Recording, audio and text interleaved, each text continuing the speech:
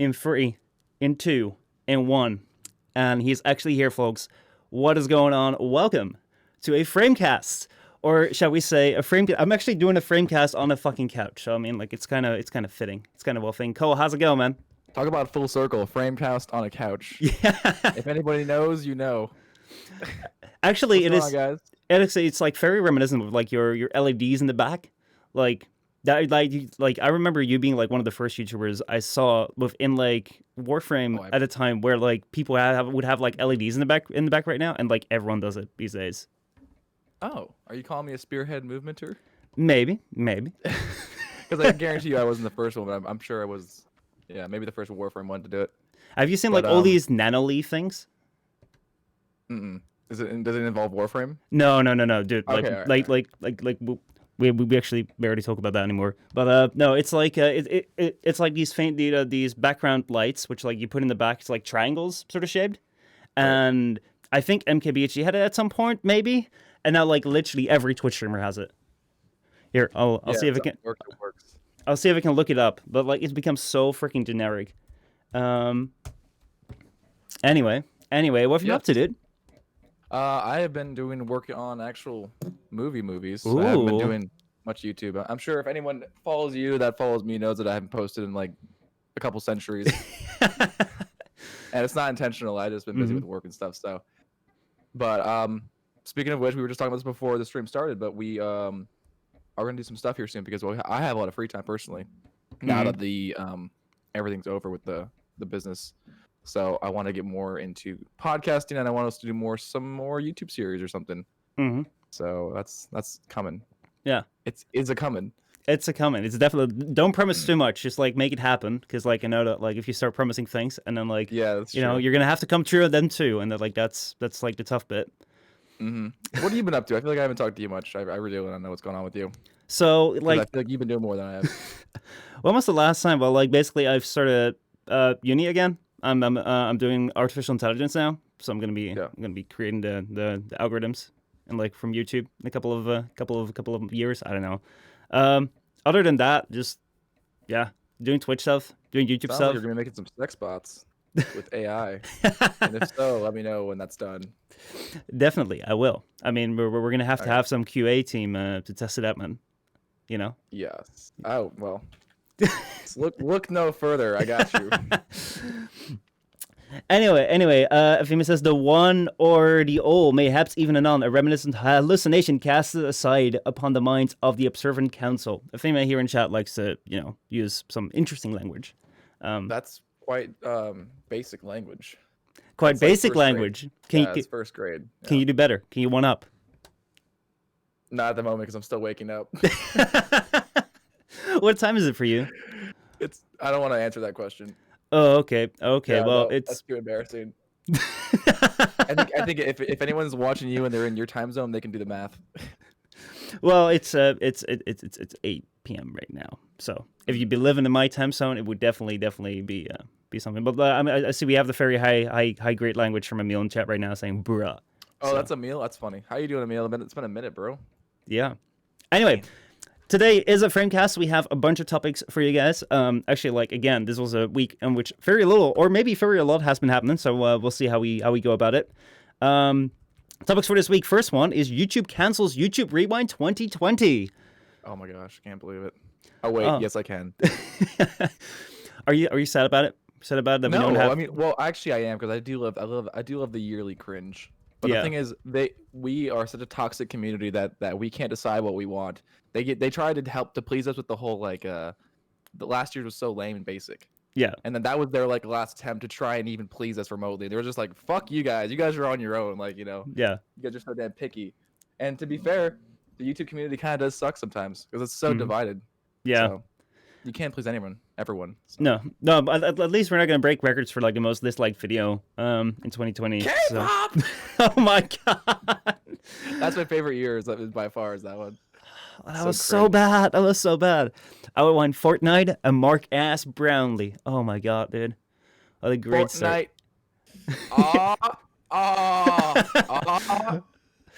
Oh boy. Okay, so the next topic will be Xbox Series X becomes smoking tower after it's catching fire, or Is it because of vaping? Who knows? Then we have Twitch apologizes for the DMCA shit show. Actually, I should fill you in on this a little bit. Basically, you remember how like Twitch has been like you could just play any song you'd like? Yeah. And you remember how like people on the front page would literally be watching like shows from TV and shit? Yeah. So basically, a month ago, they said, okay, so we're going to DMCA strike everyone. And if you have one violation within a week, we're going to ban you. And the violations also count from like past clips and past libraries. So that's been going on Twitch. That seems fair and balanced. Oh man, it's so fair and balanced. Like people just like straight up deleting 10 years worth of content because, you know, there's only one bit of like actually like there was a Twitch employee last week that got banned or struck because they had like music in Destiny 2 that they were playing, which someone claimed. Come on. Yeah, dude, it's been madness. It's been fucking madness. Going on that insane, beautiful Twitch line is, do you want to become a Twitch affiliate? You can right now for money. You can literally buy yourself into Twitch affiliate ship. And the final topic is about like the new NVIDIA RTX 30 series cards, which are ready to launch in the next couple of months. Have you been following the hardware a little bit? Actually, yeah, I have a little bit.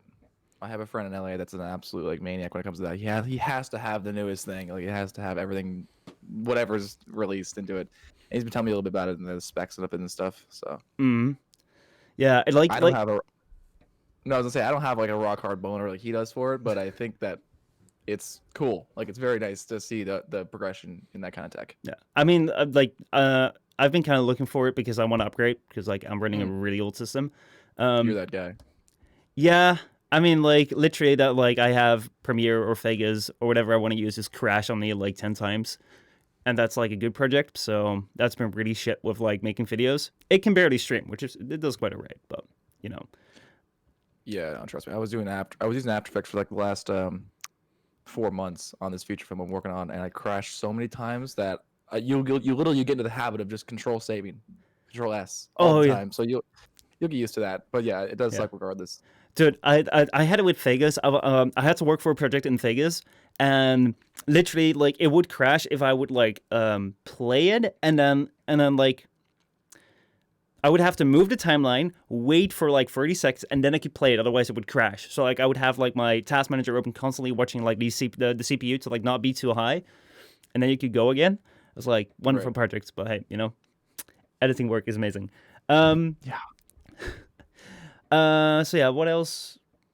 No, I think that was kind of the topics. Oh yeah, the hardware stuff. I mean, like I'm looking to upgrade. So this year's generation leap has been quite interesting. With I mean, like AMD. Like I don't know how much you've been following it or like how much you're engaged with it, but basically Intel used to be on top like the entire time, and then AMD has been slowly creeping up over like the last few years, and now it's just like gone straight past Intel, and they just have nothing to come back with.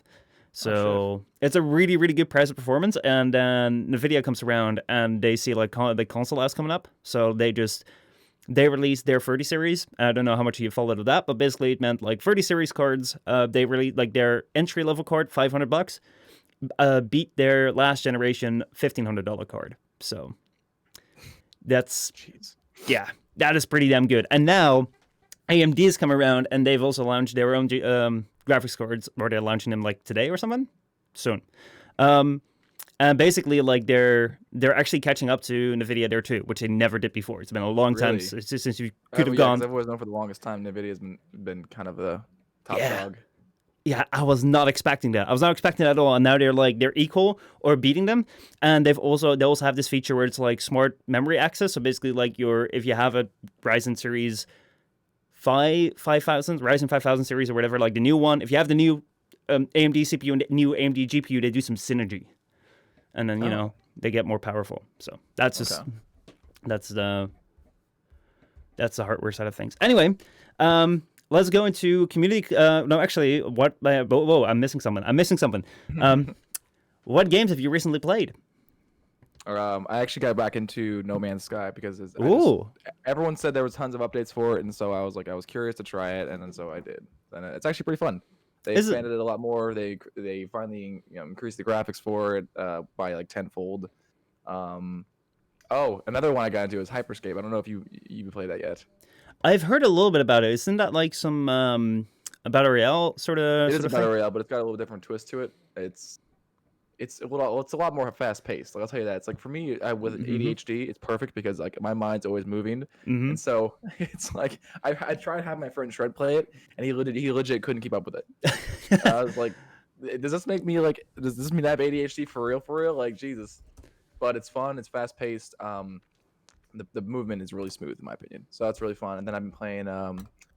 Oh yeah, so I got back into Minecraft again. Don't judge me. Oh, no, Yeah. don't worry about it. I mean, like I've been playing it recently too, so you know. Dude, it's just like it's Trent's and my safety blanket. Whenever no Oh, games are coming out, no good games are coming out, we just go back to Minecraft. We revert back to Minecraft. yeah, It's just easy fun. yeah. But we have been playing Cold War. I don't know if you guys have gotten into that yet. The new Call of Duty.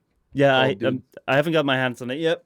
Like we don't even have the PS5 out yet here, so it takes a little You while. get it on PC.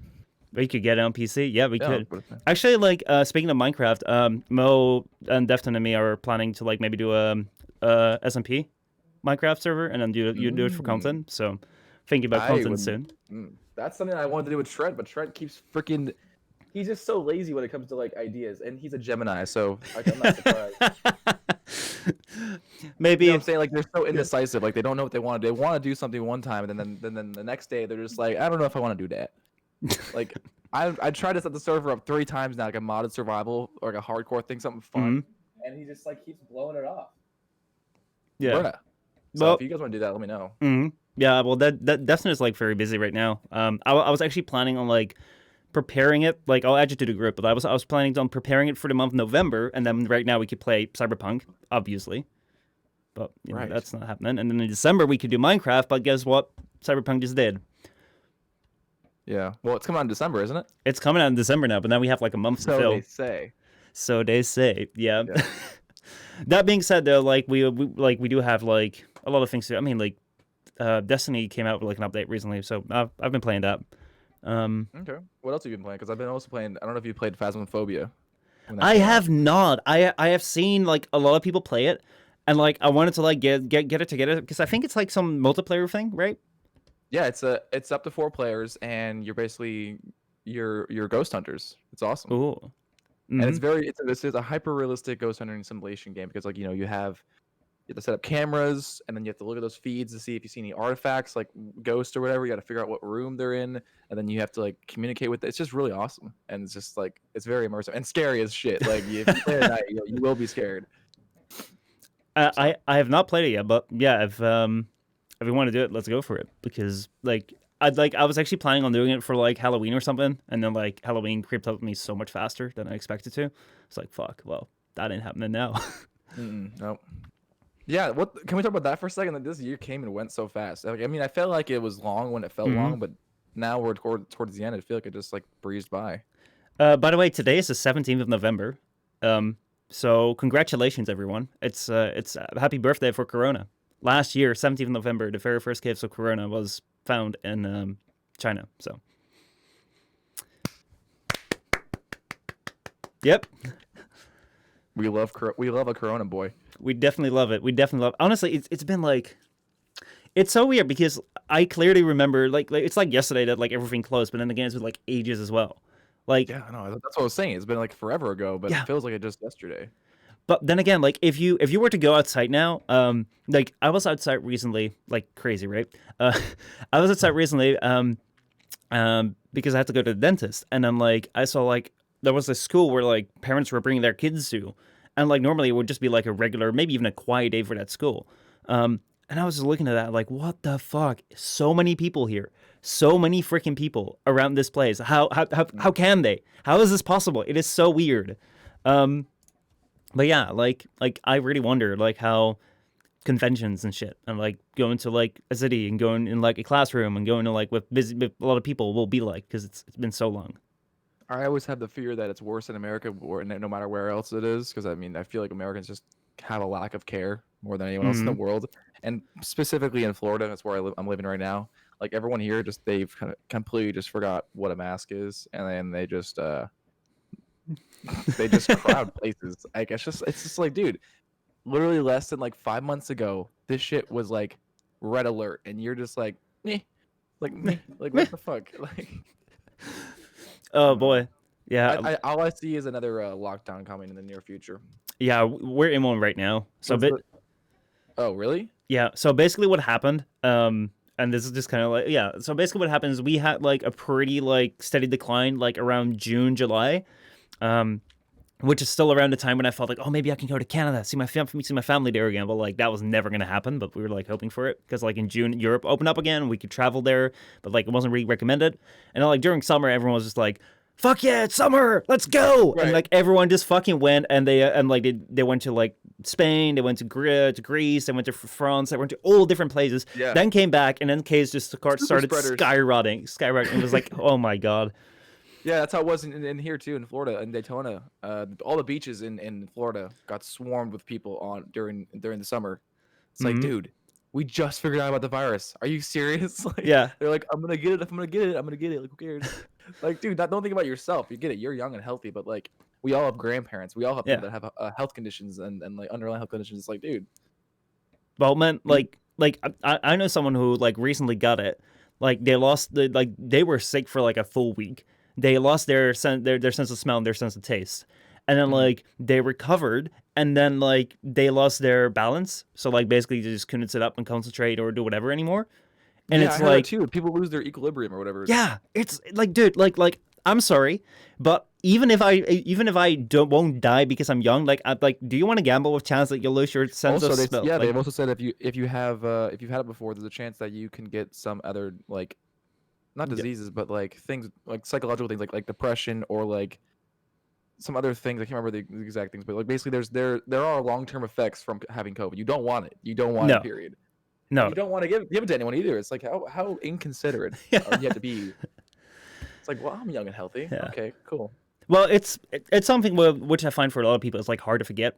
They're quick to forget it. Like especially like when they're like most transmissions happen with like people within like relative space and like people with friends. So like people will meet up and they're getting close to each other and like if you touch each other, it's like it's not like you're dying or something. It's like, oh well, that's all right. And then yeah, just don't spit in grandma's mouth. Oh, so that's what your family meetings are like. I did not know about that. Just wait till Thanksgiving, bro. Oh my god. Oh yeah, that's coming up next week, isn't it? Yeah, it is.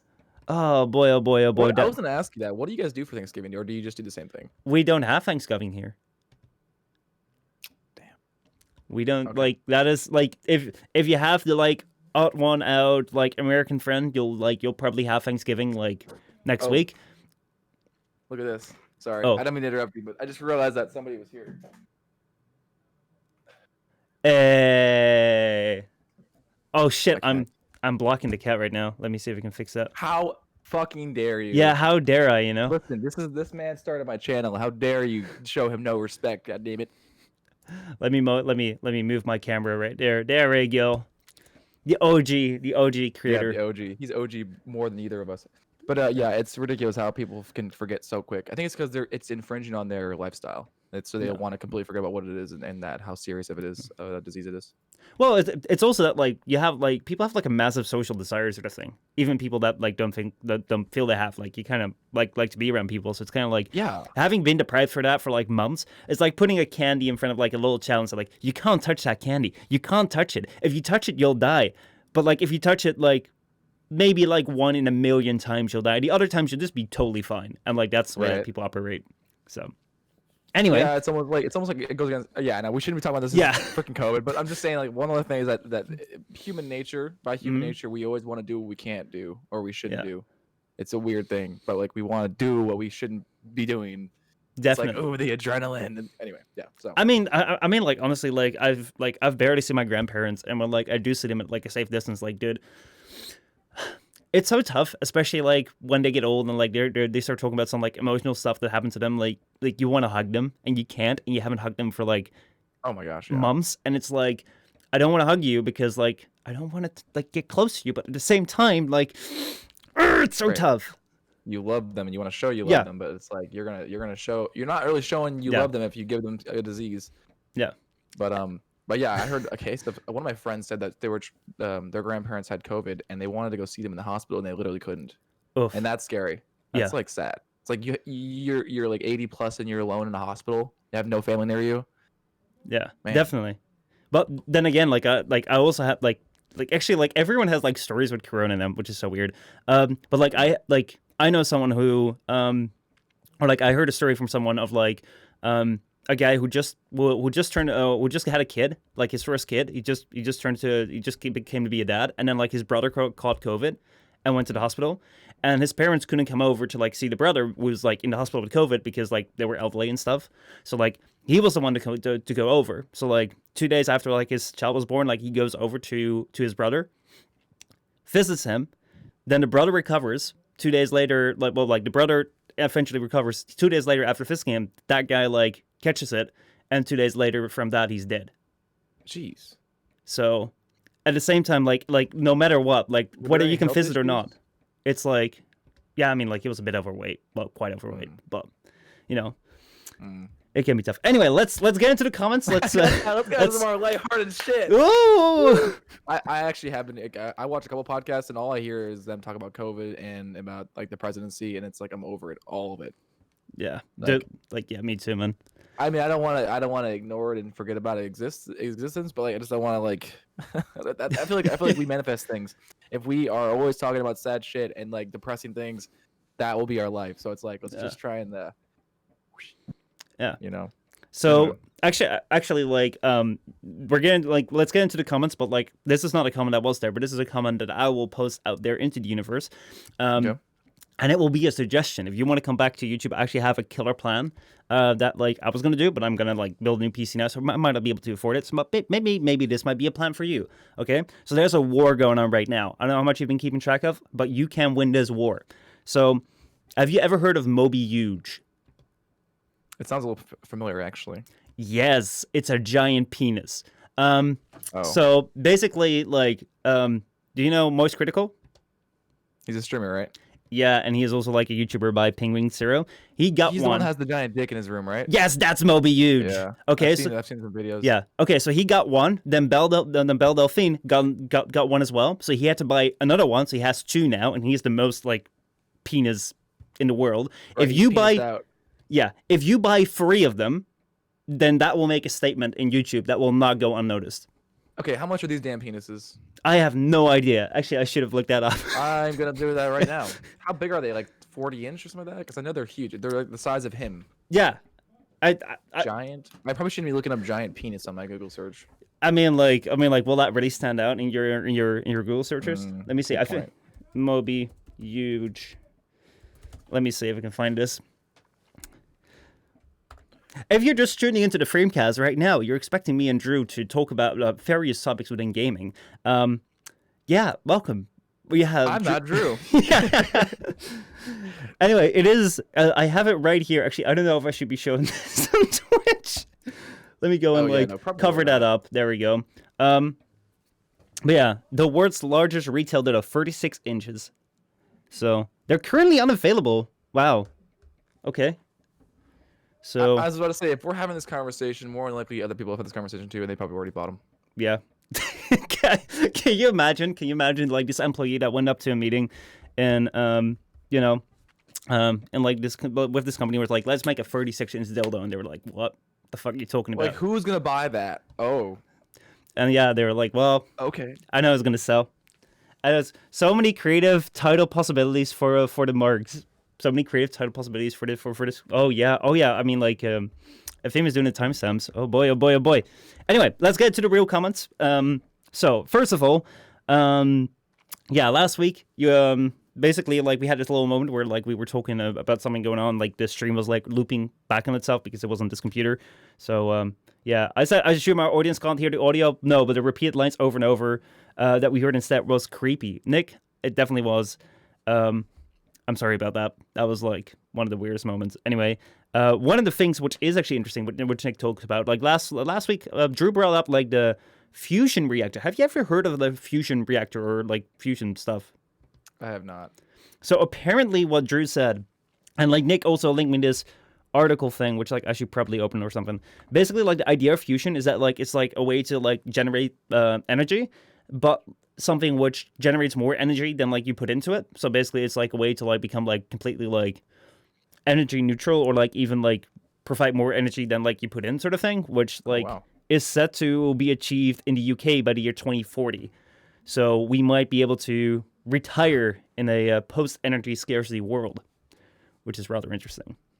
And then would you guys have? You guys would probably like a monopoly on that, wouldn't you? And then try and sell that, or you think that'd be something globally that we all have? I have no idea. Like 'Cause if you guys beat us to that, that might cause the energy war of 2045. I mean, like first of all, like I'm not in the UK, so it's not gonna be my like I'm not gonna be part of it. No, but at the like same over time, there, like yeah. over there, not But at the here. same time, I mean, it's being developed by Brits, which like if you look at like the British motor industry, it's like I love the UK, but like the British motor industry did so well by being on strike half the time. They're probably like it's probably gonna be 2080 if they're gonna be on strike half the time as well. Jeez, yeah, you're probably right. So yeah, I have female coming in with a comment from last week as well. Let's see. Have you actually played Genshin Impact? No, but I've heard of it. I know I've actually wanted to play that. So it's like this like Breath of the Wild style like anime game, but then like with gacha mechanics. It actually made like 240 million as like its first month. It's on Steam, right? It's not on Steam. It's just like if you Oh. just look up Genshin Impact, it's like a Chinese game, so you just have to go for their website. It's catch as hell. Yeah, but basically, we were talking about the idea of rewards in games. Basically, one of the things which I really like is like you have a lot of objectives, but like you just barely get any XP because they want you to like buy books sort of thing to like build out your characters. So like if you fight, you barely get anything back. So Ephime says, Michel mentioned how boss fights, specifically powerful bosses, tend to feel unrewarding due to how the leveling system works in Genshin Impact. So for video games in general, even though the systems can be intertwined, when should a game be rewarding versus when should a game be fun? I don't know. I feel like if it's a scheme for people to get more money on this game, like if it's a pay to win game, then I think you're already wasting your money and time on that game if you feel like it's not awarding enough to be killing. Because yeah, you're right. If you kill a boss, you should be able to get plenty of rewarding. It should feel worth your while. Yeah. So yeah, I think it might be some of the developer's issue. If they have the money in their mind instead of a good game. I mean, like fun and rewarding most of the time go like hand in hand together for me. They continue with like this question certainly has to do with a game, the way a game functions. A game like, for example, Call of Duty, as you mentioned, you mostly just choose the weapon you want, and there isn't much of rewards to be had other than that you play good.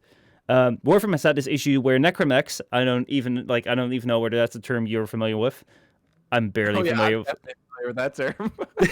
Yeah. But by the way, biggest news in Warframe, they're killing Arkwing. Really? Yeah, they are. Because I'm gonna guess why they're doing this. Probably because nobody gives a fuck about it. Yes, and they also introduced a second like space system, which was like Railjack. Yeah, no, I played a little bit of that. Yeah. Are they getting rid of Railjack too? No, but like now they have two space systems that no one gives a fuck about. So like that's probably a little bit too much. Right. Yeah, but the thing is though, didn't Arkwing kind of go hand in hand with Railjack? Yeah, well, like they've added to it, so they're removing all the Arkwing missions, and you can kind of still like hop into your Arkwing sort of thing. That's what I've heard yesterday on stream. So, I mean, that does make sense. Yeah. Nobody who goes out of their ways and does Arkwing missions. Like I can't remember the last time I did that. If you do that, let us know in the chat. Yeah. If you do, and I just dissed you, then please tell me. I feel bad if you love Arkwing missions. I mean, like we'll still make fun of you, but Yeah. Still an easy target at that point, but still. Anyway, Warframe has this issue where necromechs are fun to use, but the game never really allows for such a gameplay. In a game like Ratchet & Clank, you have bolts that you can get from every enemy, and other things that you can search for, like stuff. That allows you to buy and upgrade weapons. But it's more about which weapon or gadget do you find, as opposed to like how much will a certain weapon give you. So it's more like what will you find, not like what the stats actually are. When it comes around to like the rewarding and funness, you mentioned Call of Duty, which is like, yeah, Call of Duty is like you just choose your weapon and it's just like doesn't really matter for rewards. But the thing which I always liked about Call of Duty, and I don't know whether like you shared the same thing, is that like I love that you have like the ranking and the prestiging thing. It kind of kept me going. Like even if you went in, and this is kind of what I have with like battle royales these days. It's like you have a battle pass, but it doesn't really mean all that much. Like because like after each season it's gone. So, like, for me, it really meant, like, okay, hey, I played some Call of Duty. Maybe I died, like, the first bunch of times. But fuck it, I got a couple ranks up, and I got a couple Right. new weapons to unlock, and maybe a prestige, and and then you go after KD, and KD is a really fun thing to go after, and will never end. No, of course, and that's the thing is like that's why I never really got behind this whole battle royale thing because it's like you always have that in the back of your mind. It's like, well, it's gonna reset in about a month, so there's no real like. I mean, that's the reason when I was playing Call of Duty Black Ops 2 when I was like 14, 15. I loved coming back from school because it was like it gave me like a desire to like get more ranks because I knew it was a permanent thing. Yeah. It was never gonna go away. So those are the reasons why I had long nights, stay up till like 3 a.m. playing Call of Duty. So yeah, I have fond memories of that as well. Yeah. More than these new battle royale games. No, definitely, dude. Like, I was thinking about it with, like, the thing that I find is, like, for me, like, the golden age of Call of Duties were, like, Modern Warfare 2, Modern Warfare 3, Black Ops 1, and Black Ops 2. Like, these played so well. That was, like, such a nice timing. Like, they had, like, it just worked for me. It just clicked. Recent Call of Duties, like, they haven't really felt the same way. Like, I don't know, where there's, like, more, like, added systems they added to it. Maybe they changed the game engine or something, but, like, it just doesn't really have that feel for me.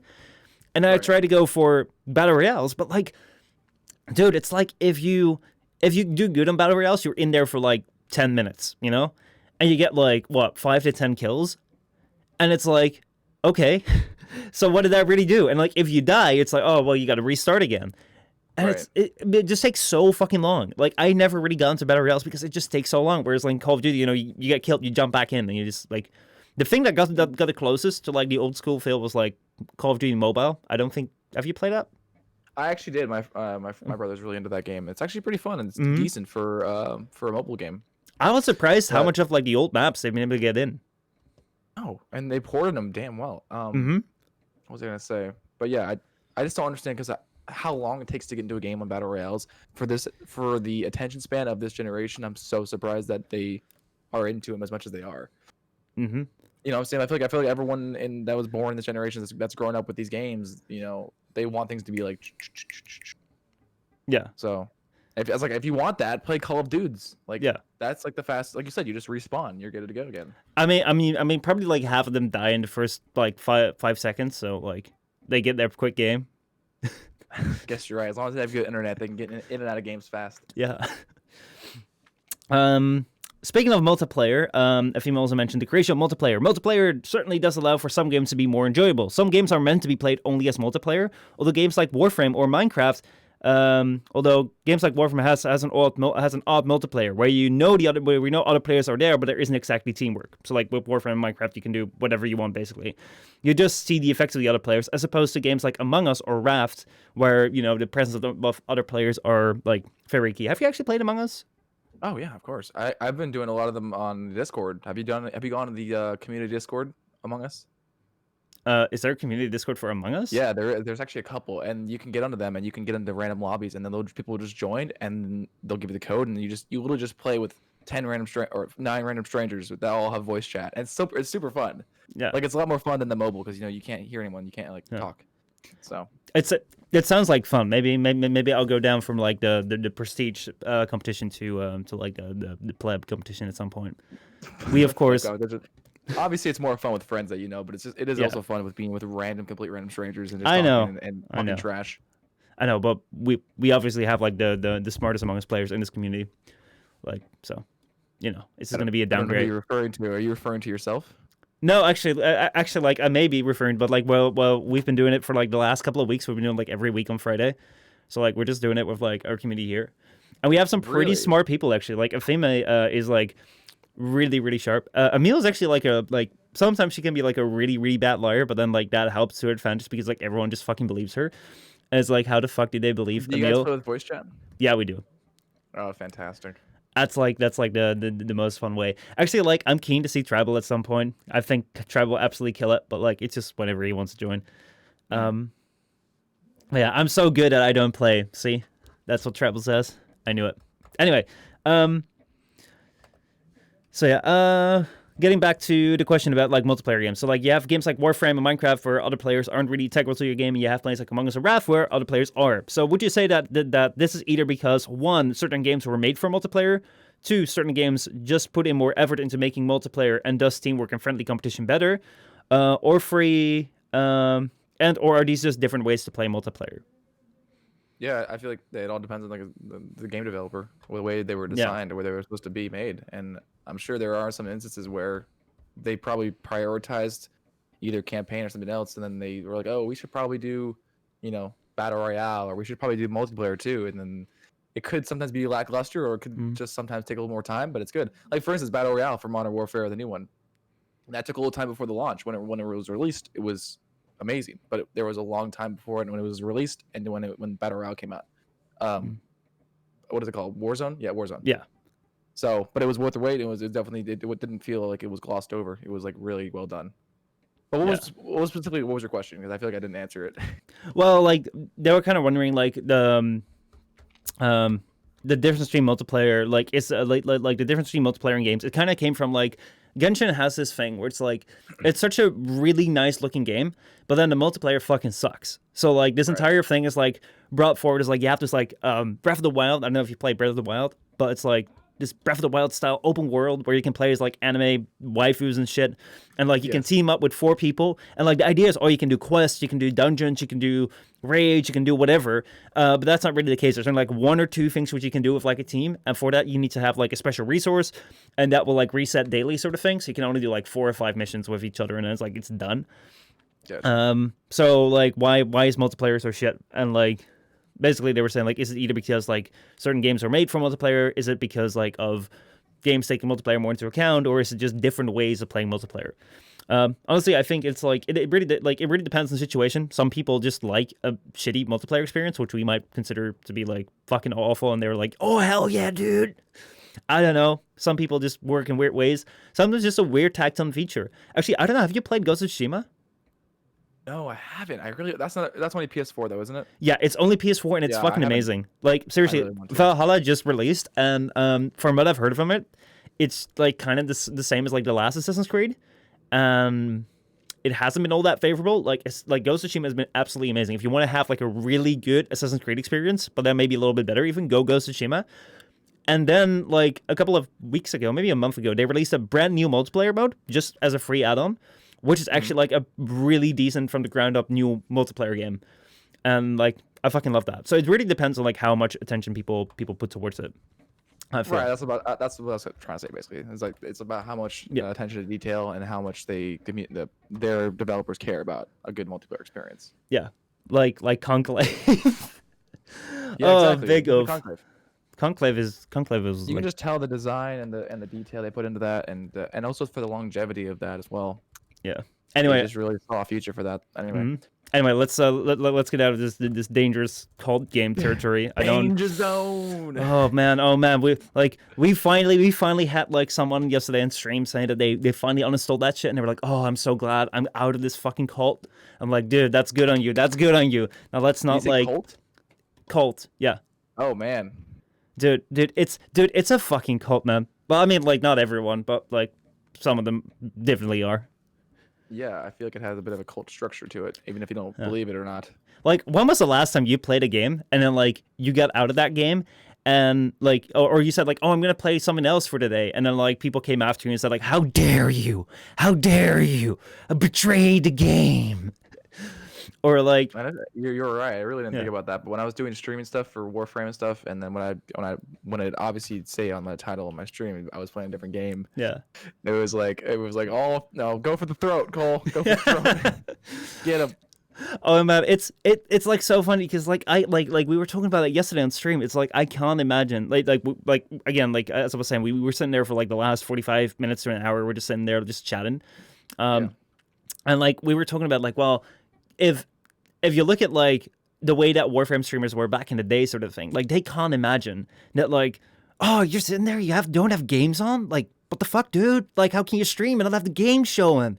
Wait, you're not running with, like, players? Like, how can you not be running with players? Why would people be watching? Why are you not doing a plaid giveaway? Dude, I need a plaid giveaway. Like, why would people just take Prime Access? Money. Yeah! Drops! It's like they prioritize, and obviously it's rightfully so, because a lot of the people that are when they went on my videos, they were there for the content, not for me. A lot of them were, but it's like you have to find the disconnect where it's like, how much does this person care about the game as opposed to good content? Yeah. And clearly a lot of them must be half-wits that don't really care much about good content. They just rather have information. I think Or it plat. I think it depends on like how you like what your focus is on. It's like if I go to like a lot of channels and like I'm looking for reviews sort of thing, I'm looking for tutorials and shit. It's like I'm not necessarily like watching that channels for like the person necessarily because like hey I just want to learn shit, you know. So I can Right. imagine if like when the channel was Well, like that's what I'm saying, and yeah it's not their fault. It's just the thing is that Warframe is such a grindy game that I feel like you don't have enough time to be like, oh, this guy's kind of funny, or like, oh, yeah I like watching this guy stream, even though he has no content on the stream. It's just kind of a funny dude. No, it's like, okay, I need to figure out how to do this and get back to the game and grind because there's so much shit. There's oh too man much shit. It's just like yeah no the it's thing with yeah the thing with prestiging in Call of Duty is that it gives you a free like an absolute clear goal what to do. yeah With Warframe, I feel so bad for anyone that joins the game. It's because they're like, uh, what the fuck? Like, there's so much stuff. There's so many things to do, so many things to get, so many things to unlock. yeah You know, it's like overwhelming. yeah. Actually, Destiny had a really great way of like combating that. You know. Really, yeah. They, you know what? Yeah, they kind of did. Yeah, they deleted half their game. Yeah. It's so beautiful. They were just like, "Fuck it, let's just delete half of it." It's like, wait, that was like the original quest and like 2 DLCs. Yeah, screw that. Anyone that paid for that? Well, we already get your money. But yeah, no, it's like I also can't imagine like how I did it for so long. Like it's kind of like this thing where like, can you imagine like I mean like you're gonna start streaming a game and like all of a sudden you're just gonna be like, hey, can I become like a partner to this game and I can like do this every single goddamn day? And like don't get me wrong, like I actually had a really good time while I was doing it for the most part. Like I really enjoyed Warframe and like that way that was special. But it's like at the final stages it was like kind of weird. I was wondering like, hey, you know, right now like I've been going between like Destiny. Among Us, what else are we doing? We did 1010, we did Fallout, we did Ghost of Tsushima, we did Genshin. It's like, I don't constantly watch directory. I'm not like, oh yeah, no, I really need to like figure out, like put like this game title partner in the title or anything or shit. It's like, you just play the game, you just move on. And it's so weird, like how that happened and like how we got like tangled up in it. At the same time though, I met a lot of cool people for it. You included. I love So. there's a lot of good things that came out of that for sure. Yeah. So let's not bash it too hard. Let's go bash YouTube Rewind. Let's go do that. First topic. YouTube cancels YouTube Rewind 2020. Oh boy. Oh boy, how sad. YouTube has published a tweet on November the 12th sharing that YouTube Rewind has been cancelled for 2020. Although they claim their reason is that 2020 has been a bit of a different year, so it wouldn't feel right if they were to go ahead and do a rewind. The most likely real reason is that rewind has been like a continuous train wreck over like the last few years. What started out in 2010 as like this celebration of YouTube's like community and like its creators slowly turned into like this brand-friendly advertising image that YouTube put out, kind of like in the sacrifice of their community, where they would feature like traditional television over like actual creators like PewDiePie or important events on their platform. The increase in dislikes and criticisms reached the ultimate fuck. Okay. The increase in dislikes and criticisms reaching the ultimate no effort watch mojo rewind of last year has probably caused this to end. So yeah. What are your thoughts? And the rewind. Like I told you before in the beginning of this, Yeah. I thought I would rather have cringe than nothing. And honestly, the last year was so stupid. It was like a Watch Mojo top 10. Yeah. You remember that? Yeah, without even like the Watch Mojo logo or anyone like talking in between. I have a conspiracy theory that they actually gave the footage to Watch Mojo's editors and they created it themselves. No, it's just so lacking of everything, like anything creative or fun. Like I mean, I know that the cringe we complained about it. So like, who are we to say? Because we were all just joking on it when it came out 2 years ago. You know, but I can't blame them. Like I was saying, I really can't blame them because they don't really know what we want at this point. Well, they don't know what we're gonna shit on or what we're gonna. Because I mean, like, obviously it takes a lot of money to make those things. Like the production is not. I'm sure it's not cheap. I know, but like did you like you've obviously seen PewDiePie's Rewind, the 2018 version. Yeah. Yeah. I mean, like I think that like it's not that hard to. I mean, like I'm saying it as though like I know how hard it is, but it should be like not like they were so off with like the last year, like the last couple of like years of Rewind, whereas like they were trying to like cater to this one thing where it's like, oh, we're all like being PC, brand friendly, everything is fine. Oh, all these talk show hosts that are just like hogging trendy with like 50% of trending, like, oh, they're definitely YouTubers and shit. Will Smith, my favorite YouTuber, definitely contributed the most to like the year where like PewDiePie and T-Series had this like massive battle. You had like, you know, these boxing matches that were like unprecedented. It's like if we were to make it, it would be easy. But the thing Yeah. is, YouTube is Mhm. whether it's you want to believe it or not, it's a company that needs to keep up a good face. And so if they do anything that's not PC, news Yeah. articles and news outlets will definitely crucify them. So Yeah. I understand. Again, I'm empathetic towards them. I get it, but like also it kind of sucks that they Definitely. focus more on dumb things than things that were actually relevant. Like you said, like the Yeah. PewDiePie and E-series feud Yeah. battle. Like that was freaking big. Like that hasn't really been done ever since. Something like that. Also, 2 channels passing 100 million. Like, which hasn't like I don't think any channel has passed 100 million since then. And it's just like it's just like okay, nothing. Oh, K-pop. You know what's more important? K-pop. It's like yeah, dude. 100. And even I think around that time like K-pop people got mad at it. So like everyone hated it. Last year was just like a nothingness, and like apparently like I was just looking on Twitter, and apparently Mr. Beast has pledged to like make it rewind this year. So He's we'll pledged see. to make his own. Yep. Okay. So I was about to say if nobody's gonna, if the fact that they tweeted it out, maybe it'd be so cool if everyone kind of like just tons of content creators submitted their own versions of Rewind and then somebody edited them together. That'd be sick. It'd be a true to heart community rewind, but that will never happen. actually, like we can do a rewind. I mean, like, Yeah. I'll do a rewind for your channel. It's just like this podcast. It's gonna be pretty quick. Fuck you. Yeah. I'm actually okay. So speaking of rewind, I'll make it really short, but I'm doing I know I haven't really been posting any videos, but I've been recording a lot this year. Ooh. Like tons of stuff. So I'm going to be doing a very, very big 2020 recap, things that you missed out on and stuff like that. So if anyone's curious about what I've been doing, I have been recording as well. So yeah, just wanted to let you know that. All right. Cool. Shoot that into the atmosphere. Yeah. It's got to be a big one. Because it's going to be like a rewind just for my life. Nothing else. A rewind for your life. Yeah. Rewind for this last year in my life. Yeah. Yeah. It's like Free Mums with like insane outdoor activities, and then just like the rest of the time just like sitting inside doing nothing. I still went out and did stuff even in the last couple of months, but I just did it away from everyone else. Yeah. Like we went on hiking trips and just really cool Holy stuff. shit. That's pretty neat. Yeah. Yeah. Anyway, I mean, like, there's not much to say about YouTube canceling Rewind. Like, that's a sad thing. Like, I can understand why they did it. I'm like not too sad about it being gone because like it was kind of shit. But at the same time, what are we gonna shit on now at the end of the year?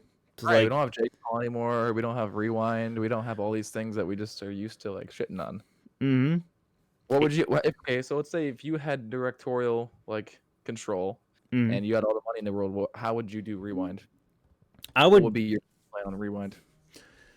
I would definitely put my focus on like some like channel like center channel sort of thing. So like if you look at like what PewDiePie did with like Dull and Dark and Grande, like you know that for like that community, like there's a community of people that watch certain types of creators like PewDiePie. You have Max Movo, you have Vsauce, like all of these people. Like there's a certain like side of YouTube where like they're kind of like in the middle of. So like you can definitely add them in. I would definitely contact them for like an input as like, okay, what kind of memes have been relevant? What kind of like culture has been relevant around your side of YouTube? And what would you put in? And like seeing as they've done previous rewinds as well, I would definitely like have them be like, okay, so like, can we definitely do a segment which like doesn't even require that much recording, but can just be like, we make some music, we like mix around with memes, and we just make something like pretty lit there. And like also find these people, the Grandes and the Dull and Darks, from like other sides, like beauty communities and vlogging communities of like, which I'm not that familiar with, but they're probably these central figures as well, who may not be the biggest channels, but do like watch all of it. And just have, yeah. And then like have them like make sure that we figure out like what's going on there, and then like focus it primarily on like recapping and like remixing moments that have actually been put out on YouTube, and maybe shoot a little bit like I remember for me like the magic of Rewind when I saw it for the first time. Actually, I don't remember. I think it was like the year that like Gangnam Style became like was like the big meme on YouTube. And I remember like seeing that, and I was like, wait, did they just like cut this out of the video? I was like, wait, hold on, no, like this has been separately. How the fuck did they separately record this? And like this blend between like remixing to like, oh, here's a recording, and it goes back to remixing again. Like I really like that because it gave this feeling of like this actually happened, you know. and then like they did this little bit of effort of like actually getting these people that like were there for like important moments to like get them in. Whereas like YouTube Rewind later on was just like, oh, here is something completely out of tune. We don't even know what's going on. Like, they were just doing dumb dances like 90% of the time. And it's like, what does this even mean? What's going on here? Like, no one in their right mind will just go dancing for like 10 minutes straight to nothing. So I would if you paid me handsomely. If you give me that YouTube money, I would do it. But yes, I know what you're saying. What would you do? Yeah.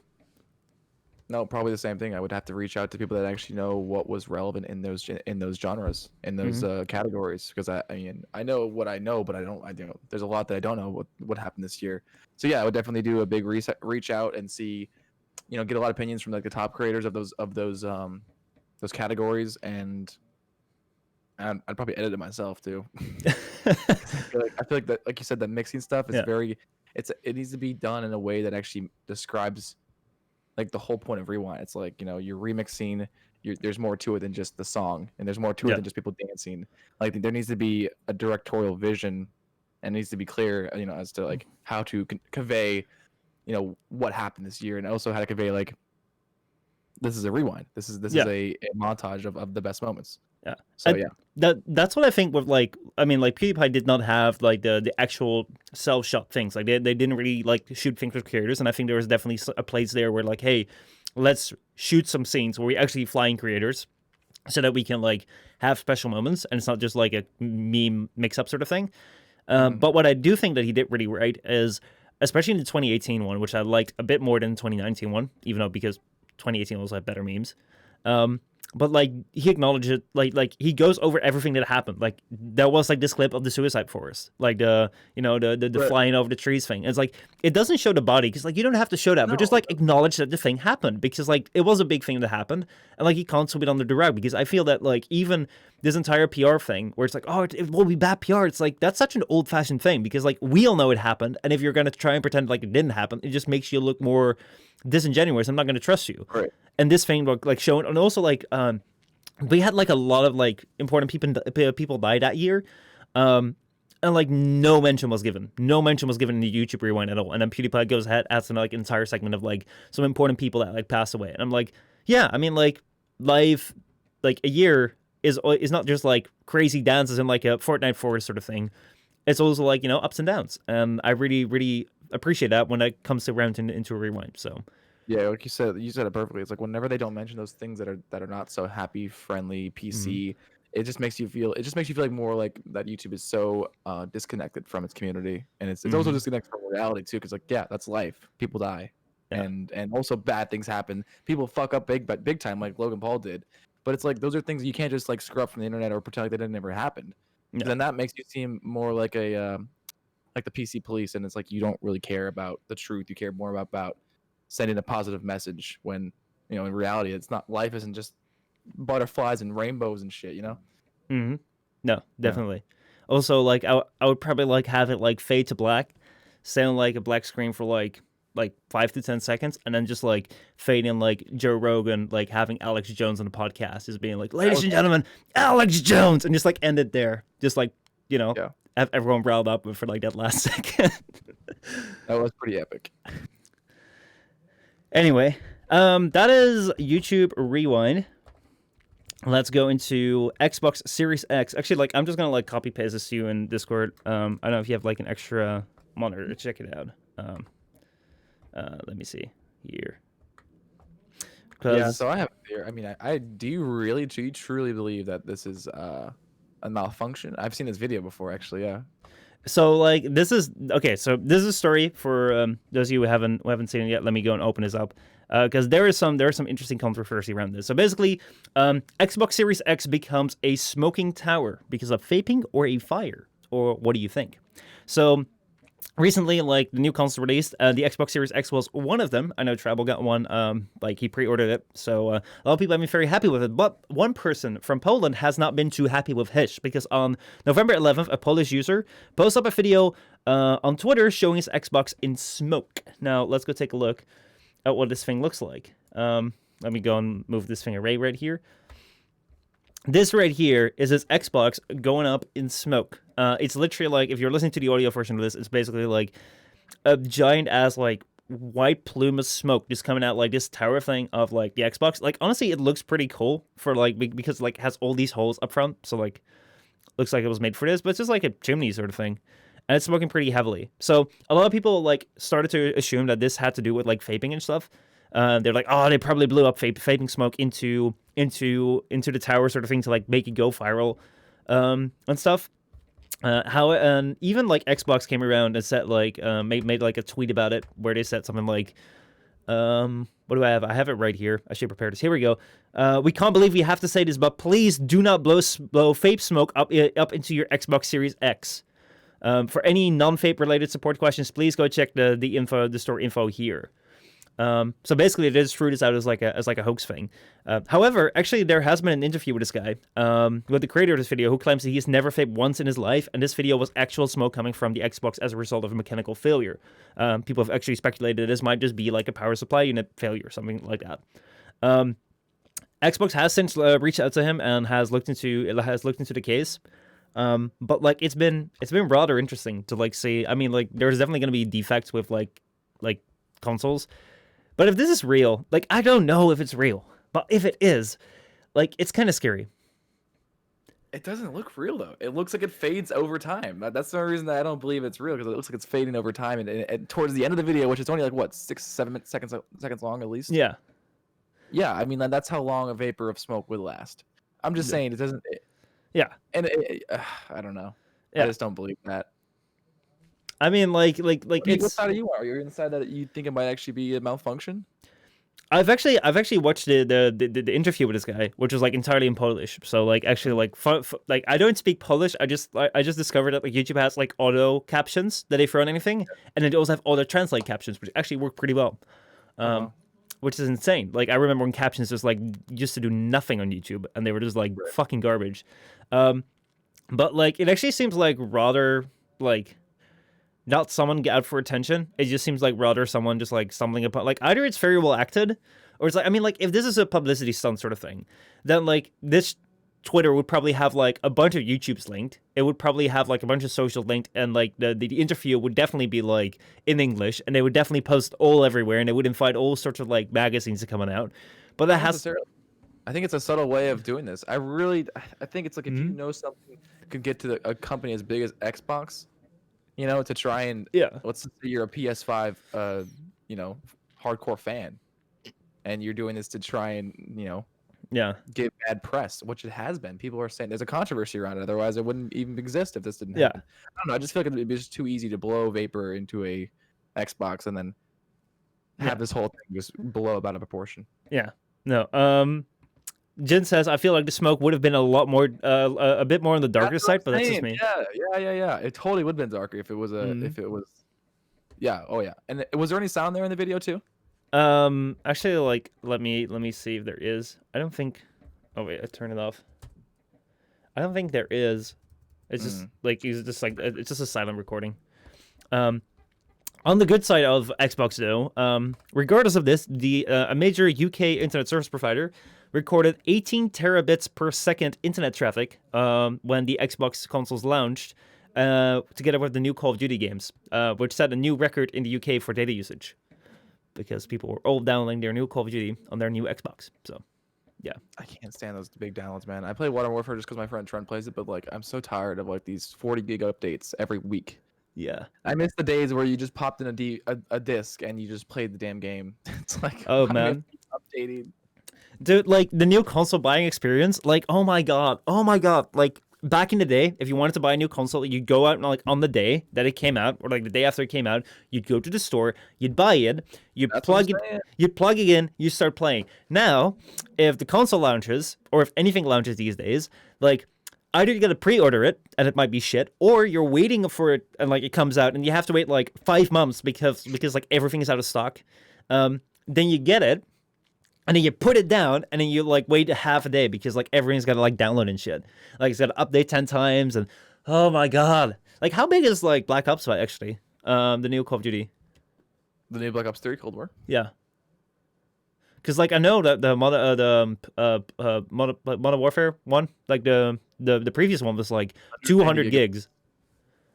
So it's a little less than that, but the thing is, over time, Modern Warfare has been progressively getting larger and larger. So it'll probably be about the same, if not more. Cold War will be. Oh man, that is crazy. Yeah. That is crazy. Tribal says burning plastic smoke is previously black and gray about the Xbox thing. Yeah. Jen says I uninstalled COD because it took so much space along with Final Fantasy 15. Actually, like, are you planning on like getting one of the new consoles? Me? To be honest, probably not, because I do all my gaming on PC, and a couple like one-off games, like they aren't enough to get me to buy a whole brand new console. Not yet, at least. Yeah. Well, damn it. And I want to save up money for Cyberpunk. Mm-hmm. Like I want to buy that and not be like, oh, I can't believe I spent $60 on a game. Like, I just want to be happy and be like, yes, let's get into this. Oh yeah, is that one of the topics or no? Because if it isn't, let's just you want to talk about that briefly? Yeah, let's go for it. Go for it. Well, before that, I want to say one more thing about the Xbox, because I want to come full circle. Yeah. I think my biggest theory of this is that I feel like they have here. Pull the video up real quick. I'll show you. Mm-hmm. I have a theory. There we go. Okay, so what's happening right now is that this thing. The man said he never vaped before in his life, so he's truthing. He's not lying. What's going on here is he actually has a smoke machine that's set underneath the Xbox. It's a completely hollowed out Xbox. It's just the case. And he's just using the fog machine. That's it. I can see that. Yeah, I can see that. Because I mean, he's probably a Christian man, so he probably never lies. But he's indeed making his counterfeit. It's not real. 100% fraud. Anyway, like we might also we could also call him Captain Dissolution and just like see maybe this is like an After Effects edit, you know? Maybe there was never smoke. Maybe there was never smoke. Maybe there wasn't even an Xbox to begin with. Yeah, maybe it was a 3D. It was a 3D model. we should get him to call in and be like, "Yo, can we get a translator in here?" And I want to know exactly what he's saying. Anyone speaks Polish? Anyone that can like translate this for us? And like you also gotta have like a soothing voice because like you know, otherwise people are listening in on this. If you have like a bad mic, it's just gonna be like, yeah, you're saying that, and like it's not gonna work. It's not a fraud or a fake. It's real, 100%. Oh man, Steph says he can understand Polish for like 20% max. Damn, dude, that's like 20% more than I can. Yeah. But yeah, you said you wanted to get Cyberpunk. Yeah, I don't know. What do you think about it so far? I mean, I know they've delayed it a little bit, but are you still excited for it? The hype is still there? To be honest, like I'm excited for it. And the funny thing is, like, I know so little about this game. Even like I've been following it for like a couple of years now because like I know everyone's been talking about it, but I actually have gone out of my way to like not look into it. So I know it's gonna be good.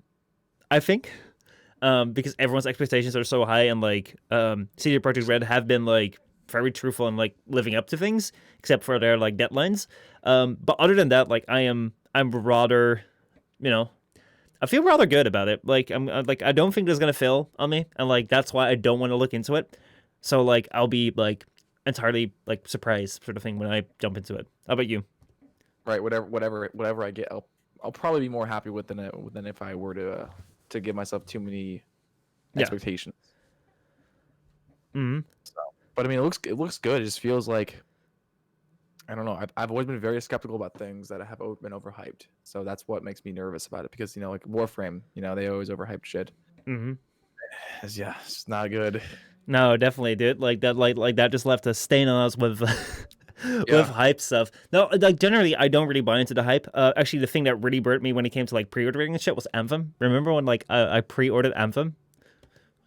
Yeah, that's why I don't ever do that, because that was after the whole second something update in Warframe, and just like I was getting PTSD from that. I was like, I'm not gonna pre-order this Anthem game. No. No, dude, like I remember like Mogamu being and Defton being like, oh my god, we're just gonna main Anthem. It's just gonna be like we're gonna be Anthem channels from now on. It's like gonna be way better than Warframe, because like gonna be actually a good developer and EA and shit, and it's gonna be great. And I was like, oh hell yeah, I'm gonna jump on that bandwagon. And it's like, fuck, that just crashed the moment I put down my $60.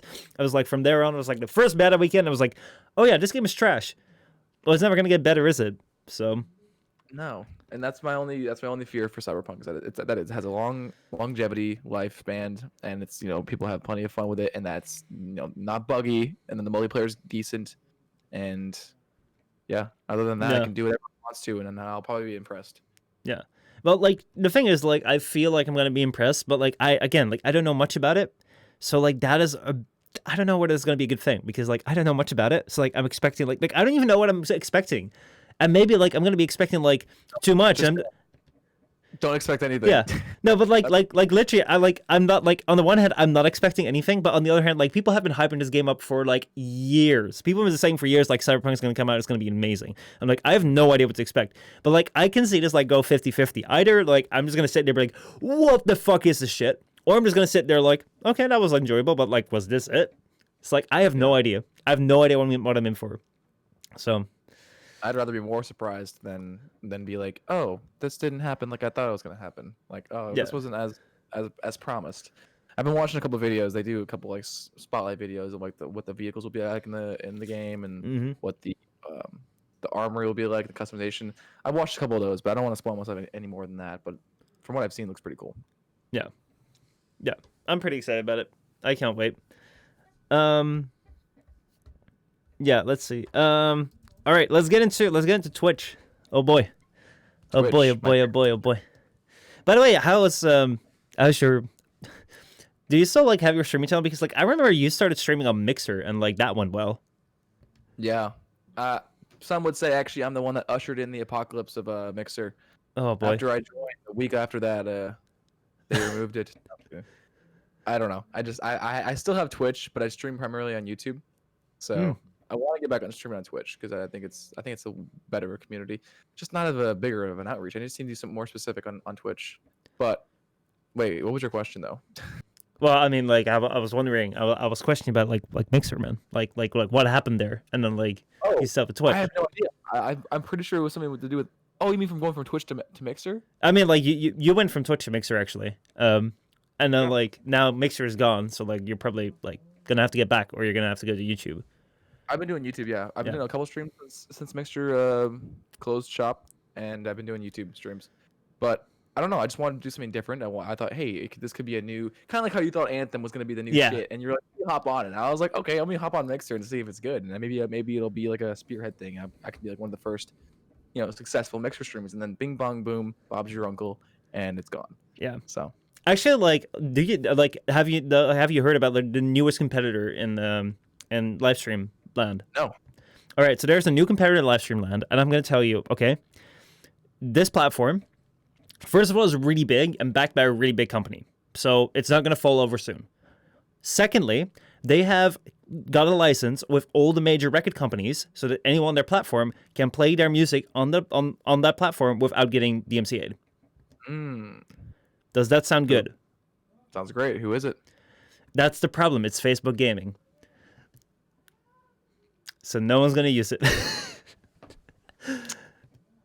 Damn.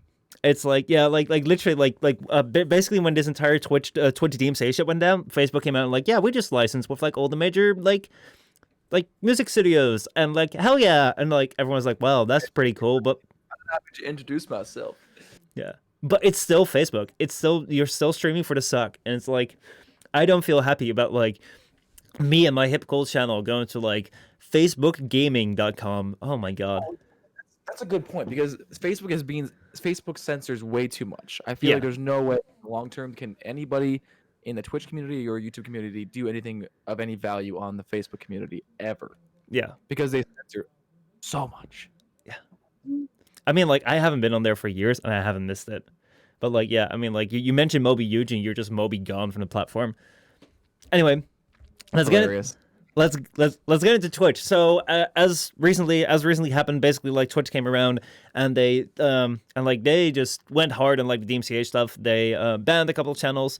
They said that like if you get one strike, you can get banned, and like the only remedy that you have, like basically it just happened like in one night where like a couple of streamers out of the blue got an email like, we just removed content from your channel because of DMCA, because of like the DMCA. And this is to notify you that in a couple of days we will start banning channels that will have DMCA violations. If there's any violation in one of your clips or one of your videos, please remove it because otherwise you will get banned. And if you think about like how many channels like have like fucking clips and clips and clips, especially like the biggest channels who have like years and years of content and like thousands of people watching them and making clips, the only way to like deal with it Twitch provided them with like great tools of like, mass deleting everything that you've ever made. And that was about it. Or you could get banned. So like a lot of creators have like deleted all of their shit. A lot of creators have been like super scared because like anything like game audio has been claimed. Like there's been a lot of bullshit going on. And actually Twitch like last week came around and actually apologized in a post. I wrote it out very carefully in a document. It just said like last few months Twitch, and like I'm just making the rest of the shit up as I go.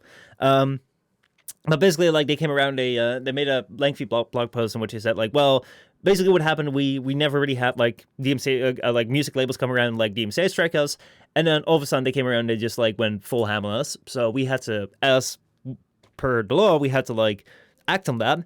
We could have informed you better about that, and like the tools we gave you of just deleting all your content was kind of bad. So we're working on better tools, and we're also looking towards licensing. Music. We're also looking towards like licensing deals for live streaming and like FOD content. The problem with that though, which they brought up, and like that's actually quite interesting, is like if they license like the big music labels, it's going to cost a lot of money. And basically like you could subtract that money from like streamers, for example, where it's like, hey, if every streamer like gets a little bit more money, a little less money from their ads or a little less money from their subscribers, but instead they can play all the music in the world, wouldn't that be a good deal? Technically, it could be, if everyone's protected from DMCA where they can lose their entire channel. Then on the other hand, if you never use music, then why do you have to pay? What if you're just like a just chatting channel, like, or a podcast channel right now as we are, and like there's no music playing? What are we paying for? So that's something that they're grappling with. And another thing that they've introduced was Twitch soundtrack. And I don't know if you've heard about this, was like this is Twitch copyright free or like licensed music library. So they basically came out with their YouTube audio library, but then for Twitch. But then the thing is, like, you can only play it during a live stream. It will be muted in your FODs. It will not play in your FODs. It will not play in your clips. So if you're like dancing out to like the tune of the beat of it, like go back to the FODs. Is music owned by them? No, this is music supplied by other like artists, and it's music for what is it? Exposure. Like the artists are being paid in exposure, because if you will go to like the Twitch, it will have an integration where you can click on it and you can find the artist link and you can go there.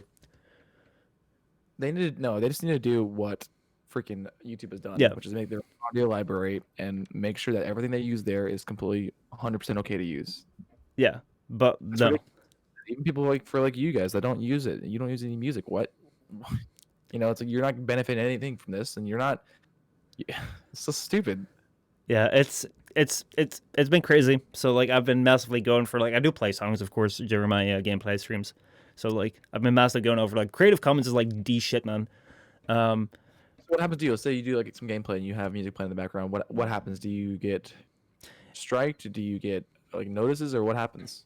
If you play music in the background, that is like if you play music in the background, or if you have played music in the background 10 years ago and there's still a clip of you online of that, and it is detected by the system, and there's a DMCA claim against it by one of the music labels that recognize that, just like YouTube has, right. You could just get banned. As Jen says here, a streamer named Jake and Bake Live got DMCA'd and almost lost his channel just because of a 30-second clip of a 50 Cent song playing in someone's car as he was IRL streaming.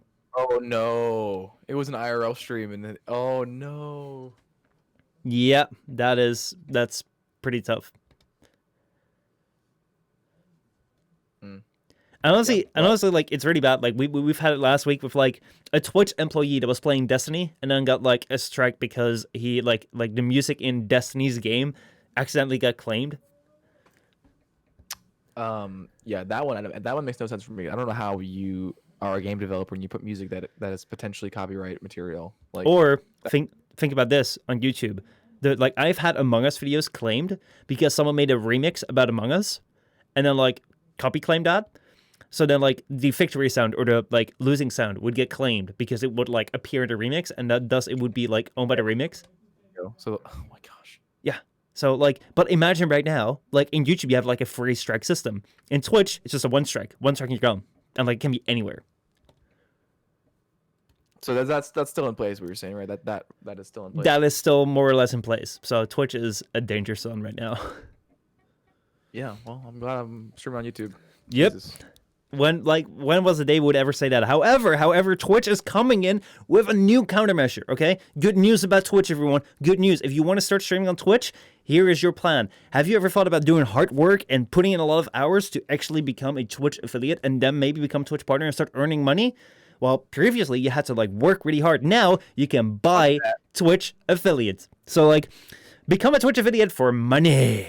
So with the reason, yeah, with the recent DMCA stuff on Twitch, music labels that license music to streamers and YouTuber creators have become a lot more like they've gotten a lot more attention. So things like Monster Cat, Chill Hop, what was the other thing? You have like a bunch of them. They have like a bunch of like these things where like you can like for $5 a month or something like you can have like a license to music libraries. It's pretty great actually. But one of such labels called Monster Cat just announced a new feature today. If you subscribe to their Monster Cat Gold license, if you subscribe to that license, you can go out and basically like get their music library and play it in all of your songs. But they've also partnered up with Twitch. So not only do you get access to the library to be able to play that on stream, but you will also get affiliated with Twitch for whatever dollar it is a month. Actually, like I should probably look that up. But for like this monthly fee of like becoming a Monster Cat Gold member, you will also become a Twitch partner and will be Twitch affiliate. It's not partner yet. You actually become a Twitch affiliate and start earning money if people subscribe to you or for bits at you. Or from advertisement. Up until now, the only way to get it was to get about 50 followers and like have like a certain threshold of like a couple of hours streamed and stuff. Right now, it's just like buy this thing and you get Twitch affiliate. How do you feel about that? Yeah, no, it seems like a slap in the face to everyone that worked hard to do that. But also at the same time, do you feel like it's a good thing that they're doing this thing with the gold, the monster? Because I mean, I feel like that could usher in some more people, some more artists. Because I feel like not everyone likes EDM, so that is kind of a small category right now. I feel like that might bring more other artists in to do that, or do you think that's just going to be where it stands now? I wonder because like the thing is like if you're like literally becoming affiliate is super easy. I mean like for people that are struggling to become affiliates, like I'm sorry, but like an issue for me is not a big deal. I don't think it's a big deal. Yeah. Yeah, like I don't think that anyone that will like, oh, let me subscribe to Monster Cat Gold because I want to become affiliate would actually like ever get it and like ever use it, sort of thing. So it's kind of like, I don't know. I mean, like it's better if it actually like pays out the artist and if it actually gets people over the line. And I don't think for most people it's like it's such a tough thing to like get affiliate. So like it's not that big a deal, but it's kind of weird, man. No, it's not. But the only thing that's good is that you get music that is 100% free to use, right? And then you won't get banned for using. Yeah, as long as you subscribe to it. Right. What I'm saying is that this, in my opinion, is a good thing because I'm hoping that this will make other artists reach out and do the same thing that Monster Cat's doing. Because like I said, not everyone likes EDM because it's a very niche thing. Goodness. But yeah, do you hear that? Yeah, I can hear it. He's so fucking loud. Oh my god! All right. He wants to claim back his channel. Yeah, he's about to copyright claim me. He's about to ban me off YouTube because I use his name in bad taste. Anyway, yeah, I think it's a good thing they're doing this, but we'll have to see in the upcoming months if it's gonna have good effects or bad effects. Yeah, we'll see. Like I was just so surprised. I saw it come by on Twitter. I was like, what the frick is this? Buy your way to affiliate. If you could buy your way to just become a Twitch partner, it's just like put down like $10 or something. Would you do it? Yeah, obviously. Yeah. I mean, like, it's like it does sound bad, but it's not that bad. It's not too bad of a thing. It's a win-win in my opinion. Yeah. Well, like to be honest, like this thing, like if you just like get like gold for like a month and then you get affiliate, and like if you unsub, then like you just like don't like. I mean, like it's so easy to get though. Like that's the thing though. It's like if you actually want to earn money, if you actually want to get subscribers, like literally, like you're gonna have to stream. If you start streaming, you'll get affiliate. So it's like. It's not that big of a leap. It's not like, hey, you want to start out and just like for $5 just like get Twitch partner. Like that would be a big leap because then you would get like you could like actually like discuss your partner cup sort of thing. So you could get instead of 50-50 on subs, you could get like a a higher percentage of like money that you get from like subscriptions and you get transcoders every time. Like there is benefits with like partnership. Affiliate, yeah, I don't know. And I feel like if you do that, you have to actually not like if you want to do it the natural way to get the affiliate program the natural way, you can't play any music. Otherwise, wouldn't that stunt the chance of you becoming an affiliate? Because if you get banned, you have to start from scratch. Well, so, like, you have to be a lot more critical with your music. Like Yeah. I remember like back in the day when we were like making videos and shit. It's like we just look at like I remember you had like a playlist which was just like your mix of like shit you used. I was like a bunch of stuff and it's like, oh hell yeah, dude, that's amazing. And, like I used a bunch of that too. But a lot of these like DJ quads was like a staple in like the YouTube creator community. Basically, like they delisted all of his songs like a couple years ago with like Article 14 because like a lot of samples that he had used with like the rights he had cleared got claimed by the people that he cleared it with. So he delisted all of them. And I have an issue with that because that is you're transforming it in a creative way, and therefore that is copyright free. You've already transformed it in a creative way, so you shouldn't have to be copyrighted for that. But yeah, I've noticed a lot of my videos from like 2017 have been getting claimed. Yeah, but like from the we're copyright free. So right now I'm no longer looking at like when like just the artist himself says, "Oh, this is copyright free. You're free to use it." I'm literally looking at songs where like where it just says it's like this is licensed under Creative Commons because then like you're free to use it. And like if it's in that case, like no one can touch it because like the moment it's somebody's Creative Commons, they can never be turned back. It is there. It is out there, free to use for people. And like even if people were to come after you, like there is like the legal backing that you have. But you have to be so much more careful. It's no longer like back in old day YouTube where it's like just use whatever you find. Oh, someone's been using this like stupid remix, which actually like kind of slaps. Oh, let's just throw it in there. But yeah.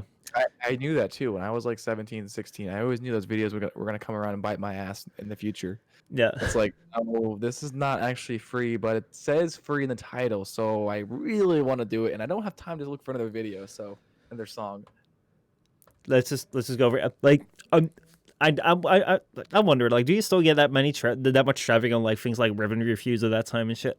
Oh my god, more than any of my videos still. Yeah. Really? Yeah. If you want to, whenever we're off stream, I can show you on Discord. I'll share screens. I'll show you the analytics of like I still get fucking mad views on those videos every month, and I still get paid too, which is insane. Most of my income from YouTube still comes from those videos. Damn. No, not. I mean, yeah, they're funny, they're well edited, but they're Warframe too. It's like, damn, that means people are still looking for videos, looking for those kind of videos. And they're all going to be like, oh, it's so outdated. How dare you make something outdated? Oof. Yeah. Oof. And they go to my channel. It's like, why don't you play Warframe anymore? Yeah. Let me catch up with chat here.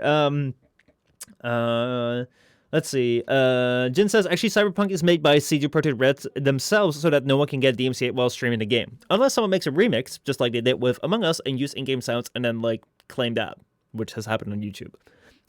Yeah. There's a song in the new game, Spiderman Miles Morales, which plays a copyrighted song. Yeah, I know people have been claimed for that too. Let's see, what else? Wasn't it that people got banned because the songs they were singing because of the beat? I mean, like, that's also happened with YouTube. Basically, like, Twitch is going for, like, a rush version that YouTube has had. And they're handling this, like, I can't believe that they're handling this more poor than YouTube because I felt, like, how bad can YouTube do this? But apparently it can be worse. And they definitely did it. Let's see. Espino says, I think it's just transition. Don't be afraid of change and new things. This whole DMCA thing just sounds like a bunch of streamers getting upset about something they should have been called out for the whole time. Just sing covers of all the songs you want to use, and it's your content. So the thing that so like there's a couple of things where like I kind of want to touch on that. About what Espino says. Like this just streamers get upset about things that they should have been called out on a long time ago. I do agree that like I switched over to copyright-free music. Or, like, as far as I could see, for copyright-free music, like, 4 years ago, like, I came in here, the very first streams that I did, and there's no clips of this anymore. I just got rid of all of that. I was just doing radio, because, like, I just literally saw people, like, play their favorite song, doing their Spotify plays. I was like, fuck, hey, that's pretty cool. I didn't know that. Apparently you can do that this year. And, like, I started doing it. And then I started thinking, like, does that make sense? Is there any legal way in which this could be possible? Probably not. Let me go switch it off, you know? So I turned it off, I turned away from it, and, like, I started doing copyright free, and up until then, like, I still saw people, like, on the fucking front page, watching, like, shows, and, like, I was like, oh my god, how is everyone getting away with this? But, like, Twitch just didn't give a fuck, and then all of a sudden they come around, and they literally just start banning people left, right, and center, without, like, so much of, like, a warning in which they can appropriately do something. So, like, on the one hand, you can say, yeah, I mean, like, if you have been consciously just, like, using your Spotify playlist, and you've been breaking the law, yeah, well, tough luck, dude. You should have seen it coming. On the other hand, I do feel that, like, it could have gone a little bit more gradually to give people the chance. Like they're like definitely like for a lot of people, like Twitch streaming is like a brand new thing. Like I know that there's like sometimes people just go viral with videos on YouTube, which they didn't even post to be intended to like go viral, but then they go viral and then they get hit with copyright claims because someone has like music playing in like the background of what they're recording. It's like, are they intending to like make money of this? Are they like they just wanted to make a dumb funny video? It's like a lot of people that start streaming on Twitch are just like young kids and they're just like, oh well, let me just start streaming. They have no idea what they're doing. Also, though, to play devil's advocate, a lot of them also know that it makes a lot of money, and a lot of people that join YouTube in this generation are doing it to make money. That is true. And a lot of them are. I mean, I went to Costco like a couple months ago, and they have literally streaming kits. Oh yeah, we were talking about that. Oh my god, my first vlogger kids. A money making thing for most people, or at least what the industry sees it as is a money making thing that they can use to convince other kids to be like, oh, I can make money doing this. Yeah. That's the same thing I hate about YouTubers that start doing YouTubers, that like don't do it for the money, do it because you want to make funny content, and then if you're passionate enough about it, you'll make money doing it. Definitely. I mean, I still have to see it. Dude, I'll show you my analytics. 5 years making content, not made a single dollar. I'm just gonna go cringe away. Not from YouTube at least. Jin said, "At least you're still making video. Can't come off the videos." Yeah, it sucks because those videos still kind of haunt me because I want to be able to make money off of like the stuff that I'm passionate about, but I'm still gonna keep doing it no matter what. And that's why they don't have any views, but I'm still doing it, and that's what everyone needs to have, the mentality of. It's like keep doing it. Yeah, right, as a hobby. Yeah. Yeah.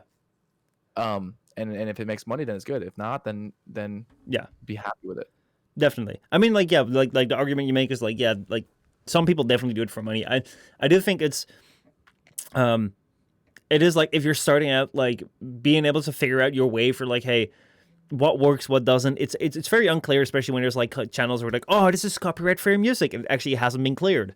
But like that is not necessarily my biggest problem. Like the biggest problem that I have is when it comes with like fair use content. So let's say like I'm gonna react to, well, I'm not react.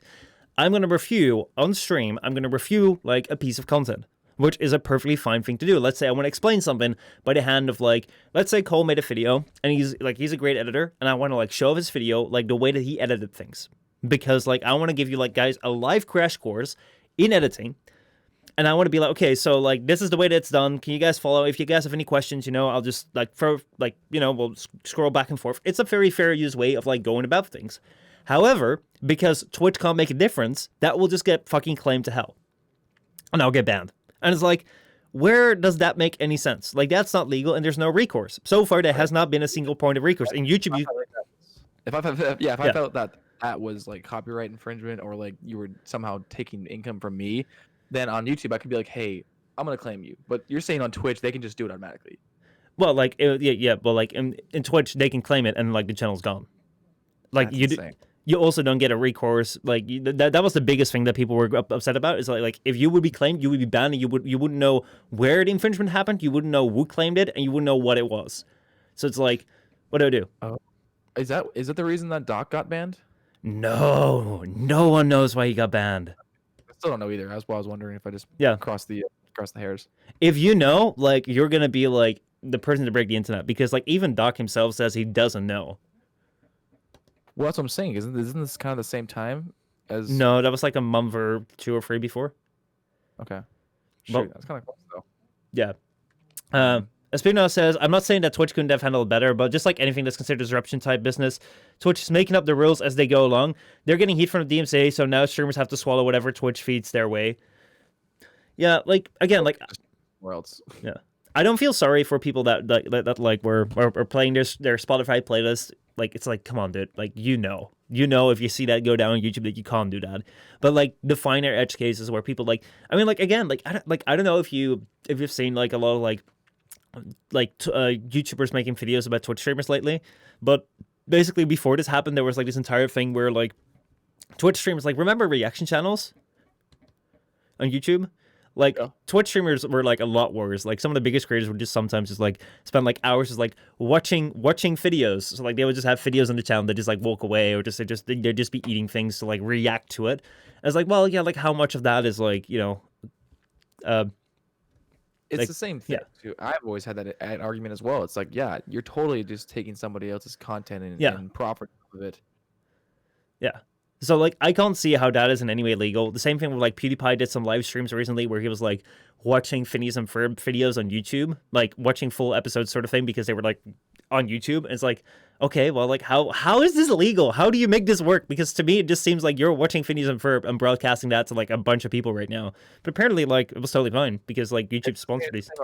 About remixing songs, I guess legally you could say that you are adding to it creatively. You're adding your you're adding your opinions. People pause the videos, they do I think it's ridiculous. I don't like the whole reaction type thing because I think it's very lazy, but it is still, it's a creative and you're forming it in a creative way. Yeah. Anyway, you still want to add something on like the Twitch DMCA or affiliate for money stuff? I think it sucks that like the person in the chat said, like, we have people that stream on Twitch have to just deal with it because it's just they don't even know what the fuck they're doing. Yeah. But my advice to anyone that's streaming on Twitch is I would say try Facebook gaming or try something else. Oh man, go somewhere else. Try YouTube. See if it works out well for you, then stream on YouTube. I don't know. I just don't think we should be able to take shit like that and just because companies don't know what they're doing with their business plan. Yeah. YouTube sucks for growth with streaming though. Like you really have to make videos because like your streams don't get like recommended to anyone. I mean, Twitch also doesn't really recommend anything. But I mean, like, like I think the big problem is also with YouTube. Whenever these companies fuck up, there's like just like almost no alternative. So people just freak out because like, where are you gonna go? Where are you gonna go if you get banned off Twitch? YouTube. Where are you gonna go if YouTube just like fucks up? Right. Those are the biggest two, and you almost have no platform if you don't have either one of those. Yeah. I mean, look at Leafy, who got banned off YouTube and then got banned off of Twitch. I know. That was crazy, dude. Like a 5 million channel, just like. Just wait, bro. We're gonna see him on Facebook Gaming here soon. I don't know. Oh boy! Can you imagine all these grandmas on Facebook just like reposting this thing where it's like, hey, what's up, you guys? Welcome back to a brand new video on the goddamn internet. Today we're going to be looking at like another 15-year-old that made a dumb, cringy video. I don't think it's gonna fly. I don't think it's gonna fly at all. No, it's true. You can't get away with the same shit that he did back then in this generation on YouTube. I do see a brand new renewed future for you on Facebook with the baby Baro videos. Like those titles were like so advertiser friendly. That pisses me off so much. She's like, I'm on the same boat as Leafy in the sense of that because I knew for a fact I couldn't make any more of those videos. Like 2020 and 2019 rolled around, I was like, there's no way. They were just getting flagged left and right, and I was like, no way. Yeah, that was a beautiful era. All right. Let's move on into the final thing that I have here, which is about the RTX 30 series cards. As just a brief topic sort of thing, but according to a report from HKE PC, NVIDIA is set to launch a RTX 3080 Ti in January of 2021, which is like kind of like 3 months away sort of thing. Last week, the initial specs for this card have already been leaked. The 3080 Ti will like kind of launches rather soon after the initial 30 series, which might be like a reactionary move to AMD's RX 6000 series, which is launching, I think, today. Also, performance slides for the GTX or the RTX 3060 Ti have been leaked as well. This card like kind of like is supposed to, let's see, I have some stats here. Oh, I kind of fucked up. It's kind of like supposed to be like even a lower end card under like the 3070, so like sub $500. There we go. And it's kind of like supposed. I was watching your stream and you're like, this is you're like showing the new specs, and I thought you were showing the Xbox smoking as this. Yeah, my capture card for new AMD. It smokes like a motherfucker. Actually, I should have just kept it on there. I should have just kept it on there. I thought you were doing it as a gag. I was like, dude, look at this dude. No, it like legit froze, but actually I should have kept it on there. But no, like the specs right here have been like it's supposed to be faster than a 2080 Super, which like honestly was like, I mean like it was like kind of like the mid tier card just below like the 2080 Ti sort of thing. I mean like not the mid tier, but like it was one of the higher ups there. So like honestly for like sub $500 again, like this generation of GPUs has been like quite impressive, and like I love how NVIDIA is coming back. So hey, if you're in the market for like a capture card, well, sucks to be you, because like you're probably gonna have to wait half a year before everything comes into stock again. But then you're gonna have a riot, man. It's gonna be great. Mm. Have you experienced much with the ray tracing at all? No, I'm running a GTX 960. So Oh my gosh, you've had that car for a minute. I think I remember the last time you told me that was like a couple years ago. yeah, man. Like I built this thing. When was it? 2060. Actually, I didn't even build it. I like ordered it from like a system integrator because like I knew nothing about PCs. So I just ordered it. I was like, oh yeah, about $1,000 will do fine. I got this PC and hooked it up to a 4K monitor. Instantly, like this cart like barely was able to like take 4K. I was like, oh man, let's do it. And like then I just started video editing. And like right now, dude, like I want to like do so many things of like just stream summaries sort of thing, like take things from streams. I want to have a new setup, dude. Like there is something so cool about Canon cameras. I don't know. Like actually, you know what? I'm gonna tell it because like anyone that doesn't care about it, that cares about it, will probably have already found out. If you don't care, you'll forget by the time I make a video about it. But hold on. So basically, like, if you have anything like, I think it's I have a T6i Rebel, but like anything from this and upwards, like Canon has introduced webcam utility. So basically, if you like, you can just over USB, like that would use this as like your webcam sort of thing. Yeah, well, they've had that for a while, haven't they? Or did you need a HDMI adapter thing? Yeah, well, before like, I mean, like I don't know how long this has been around, but before like you could only do it via the HDMI, and like it would have like all this shit on like the viewfinder, like it would have it on there because now it's via USB, right? yeah, and now it's via USB, it's clean. That's been around for a while. Okay, it's clean now. Yeah, because the USB one's been around for a minute as well. yeah, but then like previously, like the way that I would do it was like go for EOS utility, and like in utility just use the viewfinder sort of thing. But then you always had to deal with like you had to zoom in because there was information on it and shit. Right. And now it was never crispy either. It was never like good. And now you can just pull it into Discord because like I haven't installed on like this PC right here because it's Windows 10. My old PC is not Windows 10, which is why I can't run this, and I need a new PC. Damn. Yeah. How do you do this? I would love to do it too. I mean, I might use that for my streams. I have a Canon 70D over there. Yeah, so now it works. It's like literally you just plug it in sort of thing. I don't know if I have the cable around here. I might be able to show it. Hold on. The specific one you need to buy off the Canon website or off some other website? It's like just go to the Canon website, just Canon webcam utility. And then basically like what you do is like you install you plug it in, and like you turn it on, and it will just recognize it. Oh fuck, there's a mini USB. No, that's fine. I wasn't sure if there's a specific because I mean, from what I've seen, I've done some tutorial looking, and you needed certain adapters from USB to something else to get. I don't know. There we go. It's already connected. Let me see if it can go to OBS or something here. So like it will literally just like use your there we go. It's it'll recognize you go to OBS. It'll recognize it as a webcam. Yeah, here we go. So this right here is right. Yeah, it will just recognize as a webcam. So you can also just use this on. Well, I'll probably have to like put it like this. It will just use it as like Discord and Teams or whatever, Zoom, whatever you're using it on, and your viewfinder will still work. So basically, like you just have like an extra camera. So all it takes is just one core. Are you saying we Yeah. were talking about the new graphics card? Are you saying that this is only available with the new update for the graphics cards or what? No. This is only available on Windows 10. I have run Windows 8 on this PC, so that's why I need a new thing. This is completely unrelated to like the graphics card thing. Okay, so we were talking about that. I was like, hold up, you're able to do it. I didn't like we got it like I don't know how we got on it. Oh, look at that exposure! Oh, look at that! All right. Anything else you want to say on the graphics cards? That I don't have much to comment on. It was more of like it's more like a mentioning thing. Yeah. Because like it's interesting to see. Like I was not expecting AMD to come close to NVIDIA when it comes to GPUs. So I'm pretty like when I saw this, I pretty much felt like this is probably like some sort of reaction because it's super close. Like people are not able to get their hands on 3090s or 3080s already, and like now they're already saying like in January we're coming out with a 3080 Ti. It's like if you don't have one now, and you don't need it, why don't you wait till like January sort of thing? Right. You know, it's gonna be crazy though when we're freaking 80 years old, both you and I, and like the amount of stuff they're gonna have for us. Yeah, bro, I'm gonna be gaming when I'm 80 on a GTX 9070, whatever it's gonna have. Oh man, like actually, like one thing which like kind of staggered me today was like how bad the inflation is on electronics. You know, like you buy this shit right now, like we say like oh it gets so expensive. You know, like when you could get a graphics card for like $200 or stuff.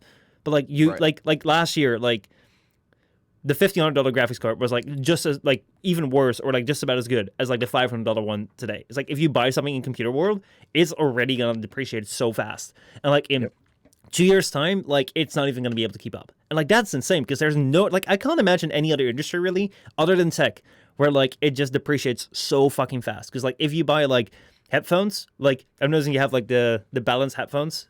I don't know if they're like a special pair or something, but like headphones from like 50, 60 years are perfectly fine still. Correct. Yeah. I mean, they don't sound as good, but they still work. That's impressive as it is. I mean, like the HT600s are still like a staple for like years. Right. Which ones are you using now? I honestly couldn't even tell you. This is a gift from somebody, and it's just a wireless headset that I'm using. Yeah. I thought it was like a beautiful like balanced one with like video editor style. I do have those, but I'm not using them right now. But no, these are not those. Remember when we did when we had like this one episode where like we went live and like just before we went live you broke like your big headphones and you had to like do an entire like stream with like these red ugly ones, these really tiny ones. Gosh, that was so sad. Those were Shure headphones. Those were Shure, the best studio grade like headset. Big sad. Yeah. What are you wearing? What are you rocking right now? I'm doing the HD 280 Pros. I think HD 280 Pros. So the Sennheiser standard sort of thing. Like they're actually pretty damn cheap. They're very flat. So like if you want to do like podcasting or production or sort of thing, like it doesn't really color the audio. I'm like for the price sort of thing, like they're really really good. Like kind of like the thing that I had normally they're too far away. I'd use like open back Sennheisers, which are really nice, but like they would just pick up whenever you're saying something. Like my mic would just pick it up, which is like super annoying. Hear yourself right now in your headphones? I can hear myself right now in my headphones. Yeah, nice. I mean, the ones we're using now, aren't they the ones that Joe Rogan uses? Yeah, these are the ones that he uses as well. So, got a little fanboy. No, I'm just kidding. Actually, like there are so many people that use these. It's like everyone. I mean, like Joey uses these for like Joey's like video creator. I've seen a lot of podcasts too, besides Joe Rogan. Mm-hmm. I mean, like, hey, you know, if we could just like get 1% of his like Spotify deal, like I'd be happy, man. Yeah, try like 1.5%. I'd be happy with that. You're setting yourself so low, man. You're setting yourself so low. 10%. Realistically. Yeah. Oh man. Let's see. Espionage here says, I worked in business development at Uber. Oh boy, that is an interesting story too, Uber. When it first started expanding to California, similar issues from the government, insurance companies, taxi companies, news media, and drivers kept popping up, and Uber had to adapt. In the end, the drivers always suffered from the changes. Look at how California just had a vote on keeping Uber's business model the way it is. Yeah, like the thing that I find with like new tech, the company sort of thing, is they always started out with like this big promise sort of thing. It's like, oh, we're just going to change the world, and everything's going to be free, and this is going to be this and this and this. And then like a couple years down the line, like they discovered that like this entire thing, which like was never done before because it was so unsustainable, actually was so unsustainable that then like they just have to like patch it up and fuck everything over sort of thing. And like that's what you see with Uber. Like, oh my god, like there's so many companies which just they just like crumble because they go with just like this super like, oh, it's all gonna be free. Dude, Movie Pass. We were talking about Movie Pass. Remember that? Movie Dust? Movie Pass. Oh, Movie Pass. Have you ever heard of that? No. Oh, that was a great thing. Like we talked about that a couple of FrameCasts ago. Basically, it was like a thing in the States where like for like $10 a month or something, you could get like unlimited movie tickets. Yeah, so, that's a ridiculous offer.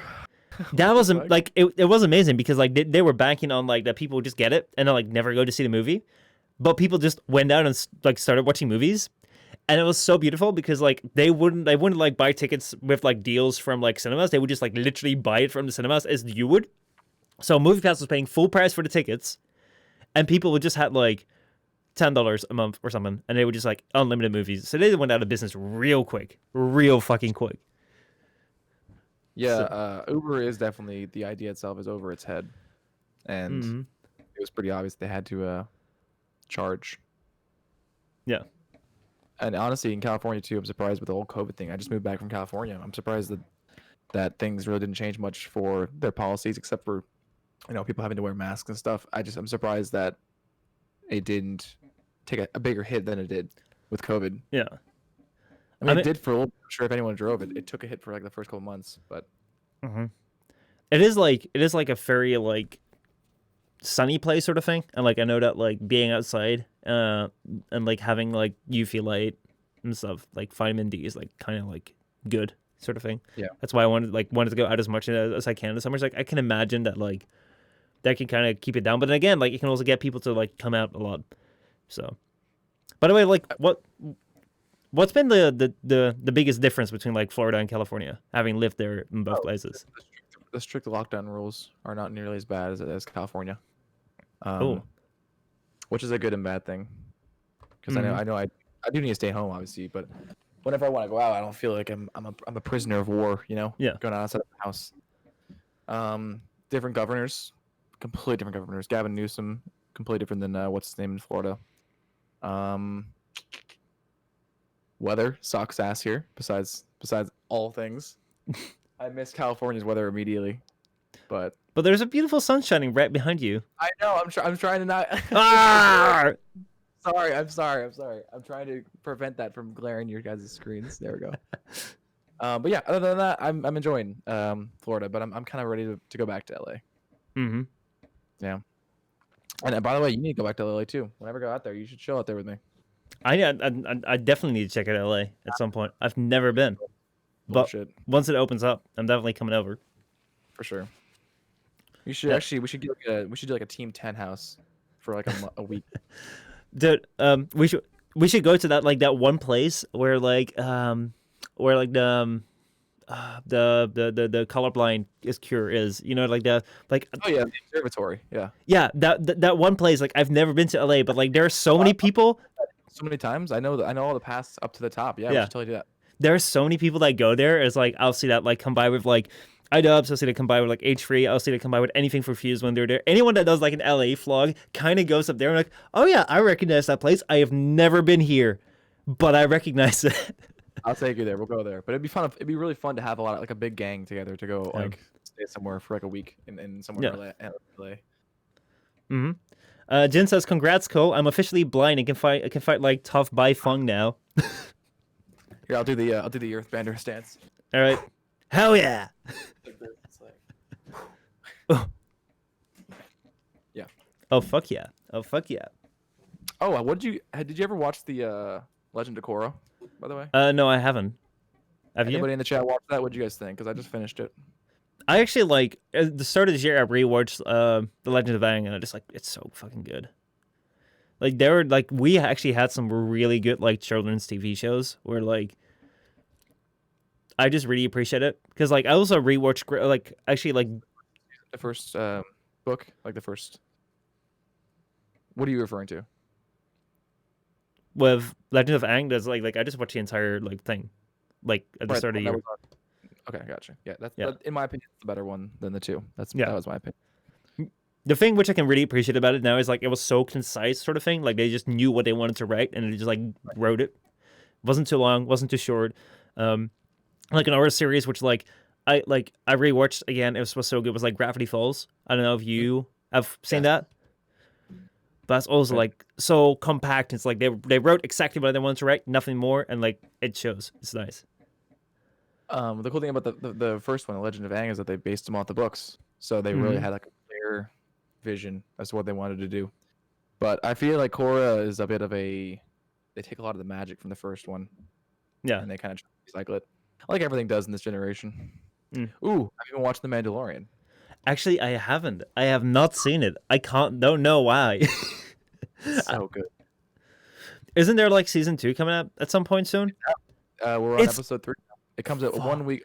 Every week there's a new episode. Ah, damn! I gotta get on that. I gotta get. I've been keeping. Have you been keeping track with anime a little bit this year? One thing I need to do is to get into an anime show. I keep telling myself that. I just don't know where to start. I've watched Attack on Titan. I've seen most of that. I've seen a lot of Yu-Gi-Oh growing up, a lot of Pokemon growing up, a lot of Black Butler, I think. I don't know if anyone knows what that is, but anyway, I want to get into a new anime. So if you guys have any recommendations, or if you have any recommendations, I mean, like this year, there have been like a lot of like a pretty good like anime coming out of Korea, like coming from Korean webtoons like made in Japan. Tower of God was pretty amazing. Let's see, we have Demon Slayer, which is like a fan favorite. People love My Hero Academia, which is like still not too big that like it's like such a big thing to get into. So like that's something you could try. Have you ever seen One Punch Man? Oh, I've watched a couple episodes of One Punch Man. Yeah. I just fucking love that show. It's just like it's just really really fun. Watch Demon Slayer or My Hero, as Esprino says. Yeah. I mean, like, I would not recommend you One Piece yet, even though I freaking love that show because like I kind of grew up with that. But like that's like 900 something episodes long. So. Right. Have you ever seen Soul Eater? Soul Eater. I'm not quite sure what I've seen, but I do know the title. But I might get into Hero or Demon Slayer if Demon Slayer's not too long. I don't want something too long till that looks terrifying because if it's too big, it's gonna be scary for me. I'm just like I'm never gonna get into this. Demon Slayer is like one season, so I think it's like 20 or something episodes, and like season 2 should be coming out soonish. Okay, cool. So yeah. I think it's time for if you guys have any questions, feel free to post them up in the chat. Because we're almost 2 hours in, so let's get down to questions. If you guys have them from in the chat, whether they relate to the topics or whether they relate to anything at all, I'll start off with a question that was posed yesterday during stream when I revealed that you were joining us for today. The question that was posed is: have you ever heard of Baro's Buttplug 2? No, but the sequel sounds amazing than the first prequel. Oh man, I'll watch it. Okay, well, Baro's Buttplug 2, I actually like literally did that thing as a meme, and like that became like my most watched video on like this second channel that I did. Wait, did you really post a video about that? I that? literally made a video called like this is the new greatest melee of all time. And it was like Baro's Buttplug 2, and I got so many people enraged about it, like this is not the greatest thing in the world. I'm like, dude, it's so fucking good. By the way, that video, those comments in that video make me laugh to this day because they think I was being so serious about it being the greatest weapon. It's like, dude, do you know what satire is? Do you know what joking is? Like, it's hilarious. Yeah. It's so funny to see how enraged people get in that community. Here we go. Like, seriously, like my top videos are still all Warframe, but like it got 8.2 thousand views and it was like a dumb video that I made like at the start of the year 2019, January 24th, 2019, the new best Warframe melee period. Yeah. And it was so bad. And it was like, it's got like so many dislikes and shit. I like people just like being like, hold on. Wasn't that good? My Orphos and Sword killed better. Oh man. I was like, the video is so bad. It's so old as well. Like I wasn't even doing anything. Yeah, I like Baro's Buttplug 2. After that, just...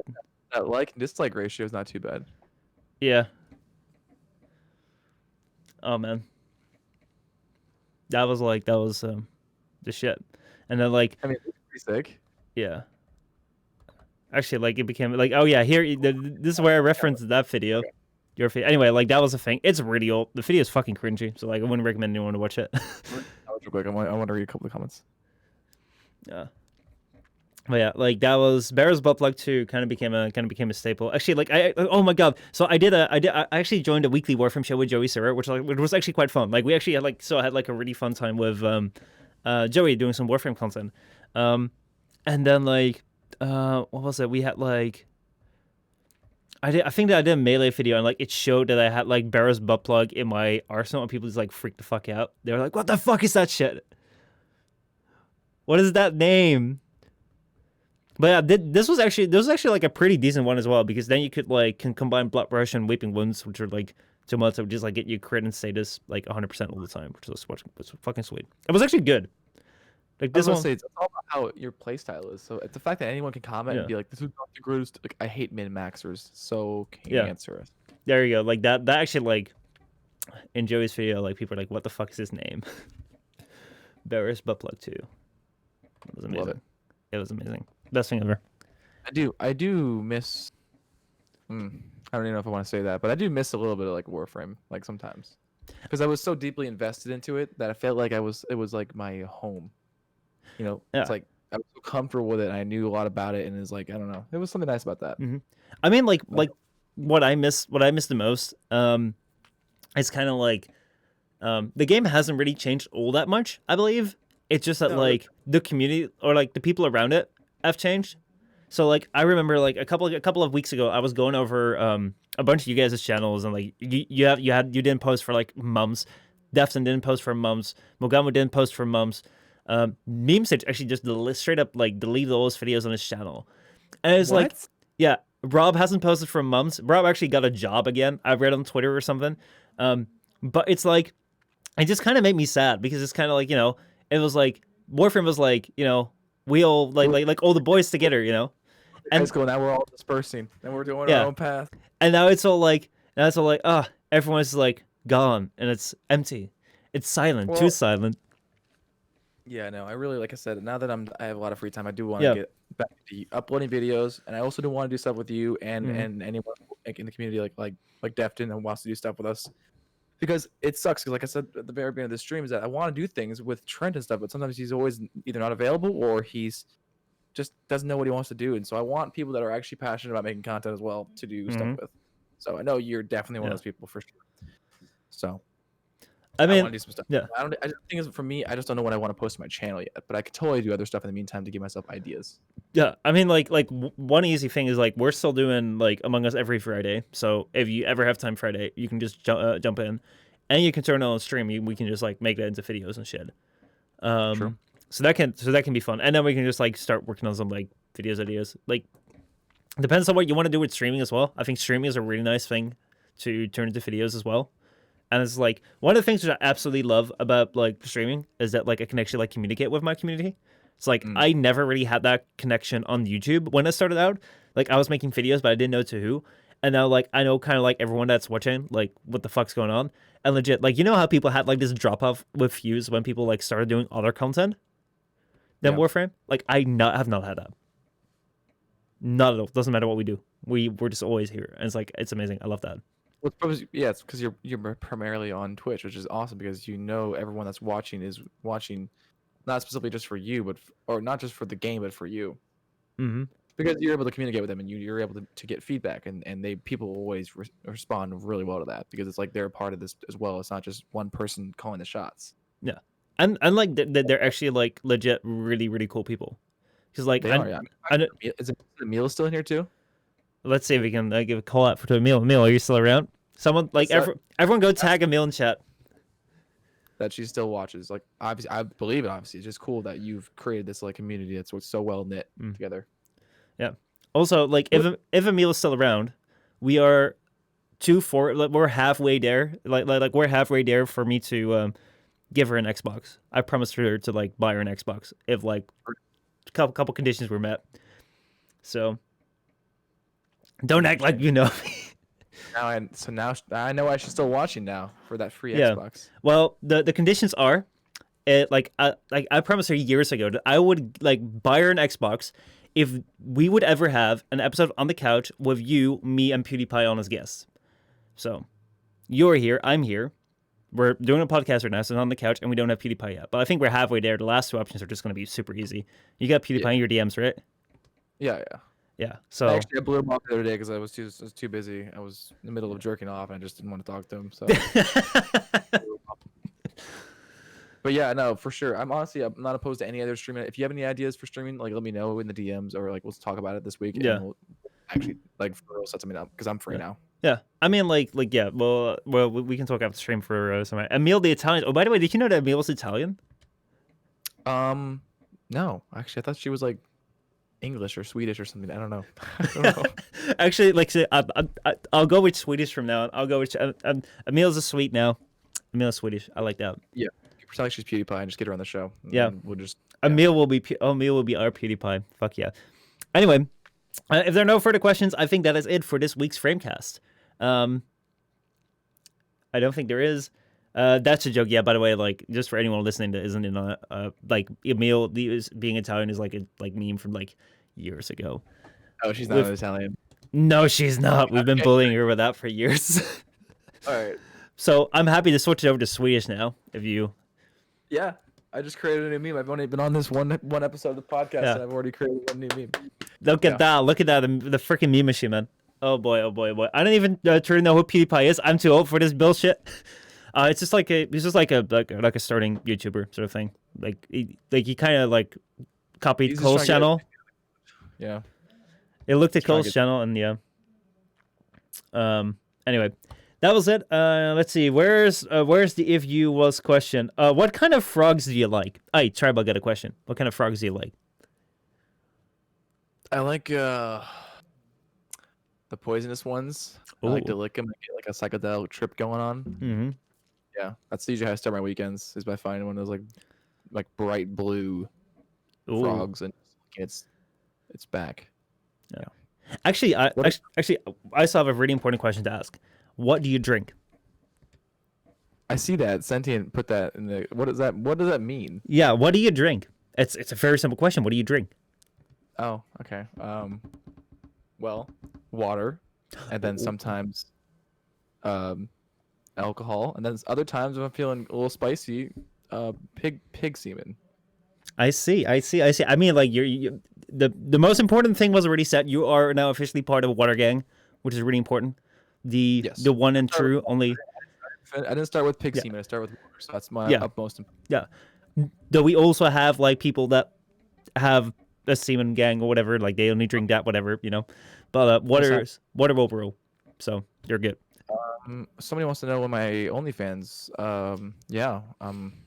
If you guys will make a petition to sign it that you will sign up on day 1, then I will make an OnlyFans for you guys. Ooh. How many people do you need? I needed at least 10 people's signatures on a petition saying you will immediately sign up for my OnlyFans, and then I will do it. No.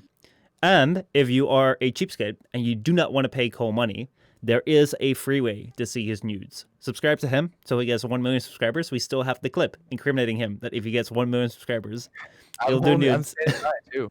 I'm not gonna pull some Doja Cat bullshit either. It's going to be a full on goatsy. This is going to full on goatsy. It's probably gonna be like my dick's gonna be in my hand, and I'm gonna be bare ass naked. You're gonna see everything except for my dick and balls.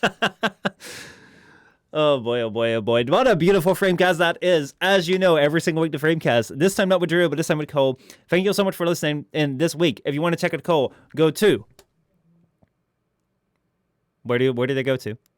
Oh, I thought you were pulling up something. Oh yeah, No. You can find me on YouTube. I'm Cole James, but don't do it because I'm not posting yet. But I will be soon, so maybe subscribe, maybe don't. It's up to you. And also on Twitch, I think it's at Cole James Official. Mm-hmm. And fans coming soon. It will probably be Cole James drinks pig semen. Hell yeah. That will be that. You're going to be contending Belle Delphine for like the number one OnlyFans creator. Dress up as a cute cat, girls, and you guys are gonna love it. I mean, like, And- you're actually going to have cats with that too. Like, you're not only going to be dressed up as a cat, but like, you're also going to have a cat. Yeah, but I feel like that's animal abuse to be having a cat in the same room as you while you're like doing sexual things. That cat didn't need to see that. That's true. That's true. I think I've seen a video somewhere on the internet somewhere. I'll send it to you later. It's pretty hilarious. That being said, Twitch is rather well known for like big streamers and animals and stuff. Anyway, Oh, yeah. Of course.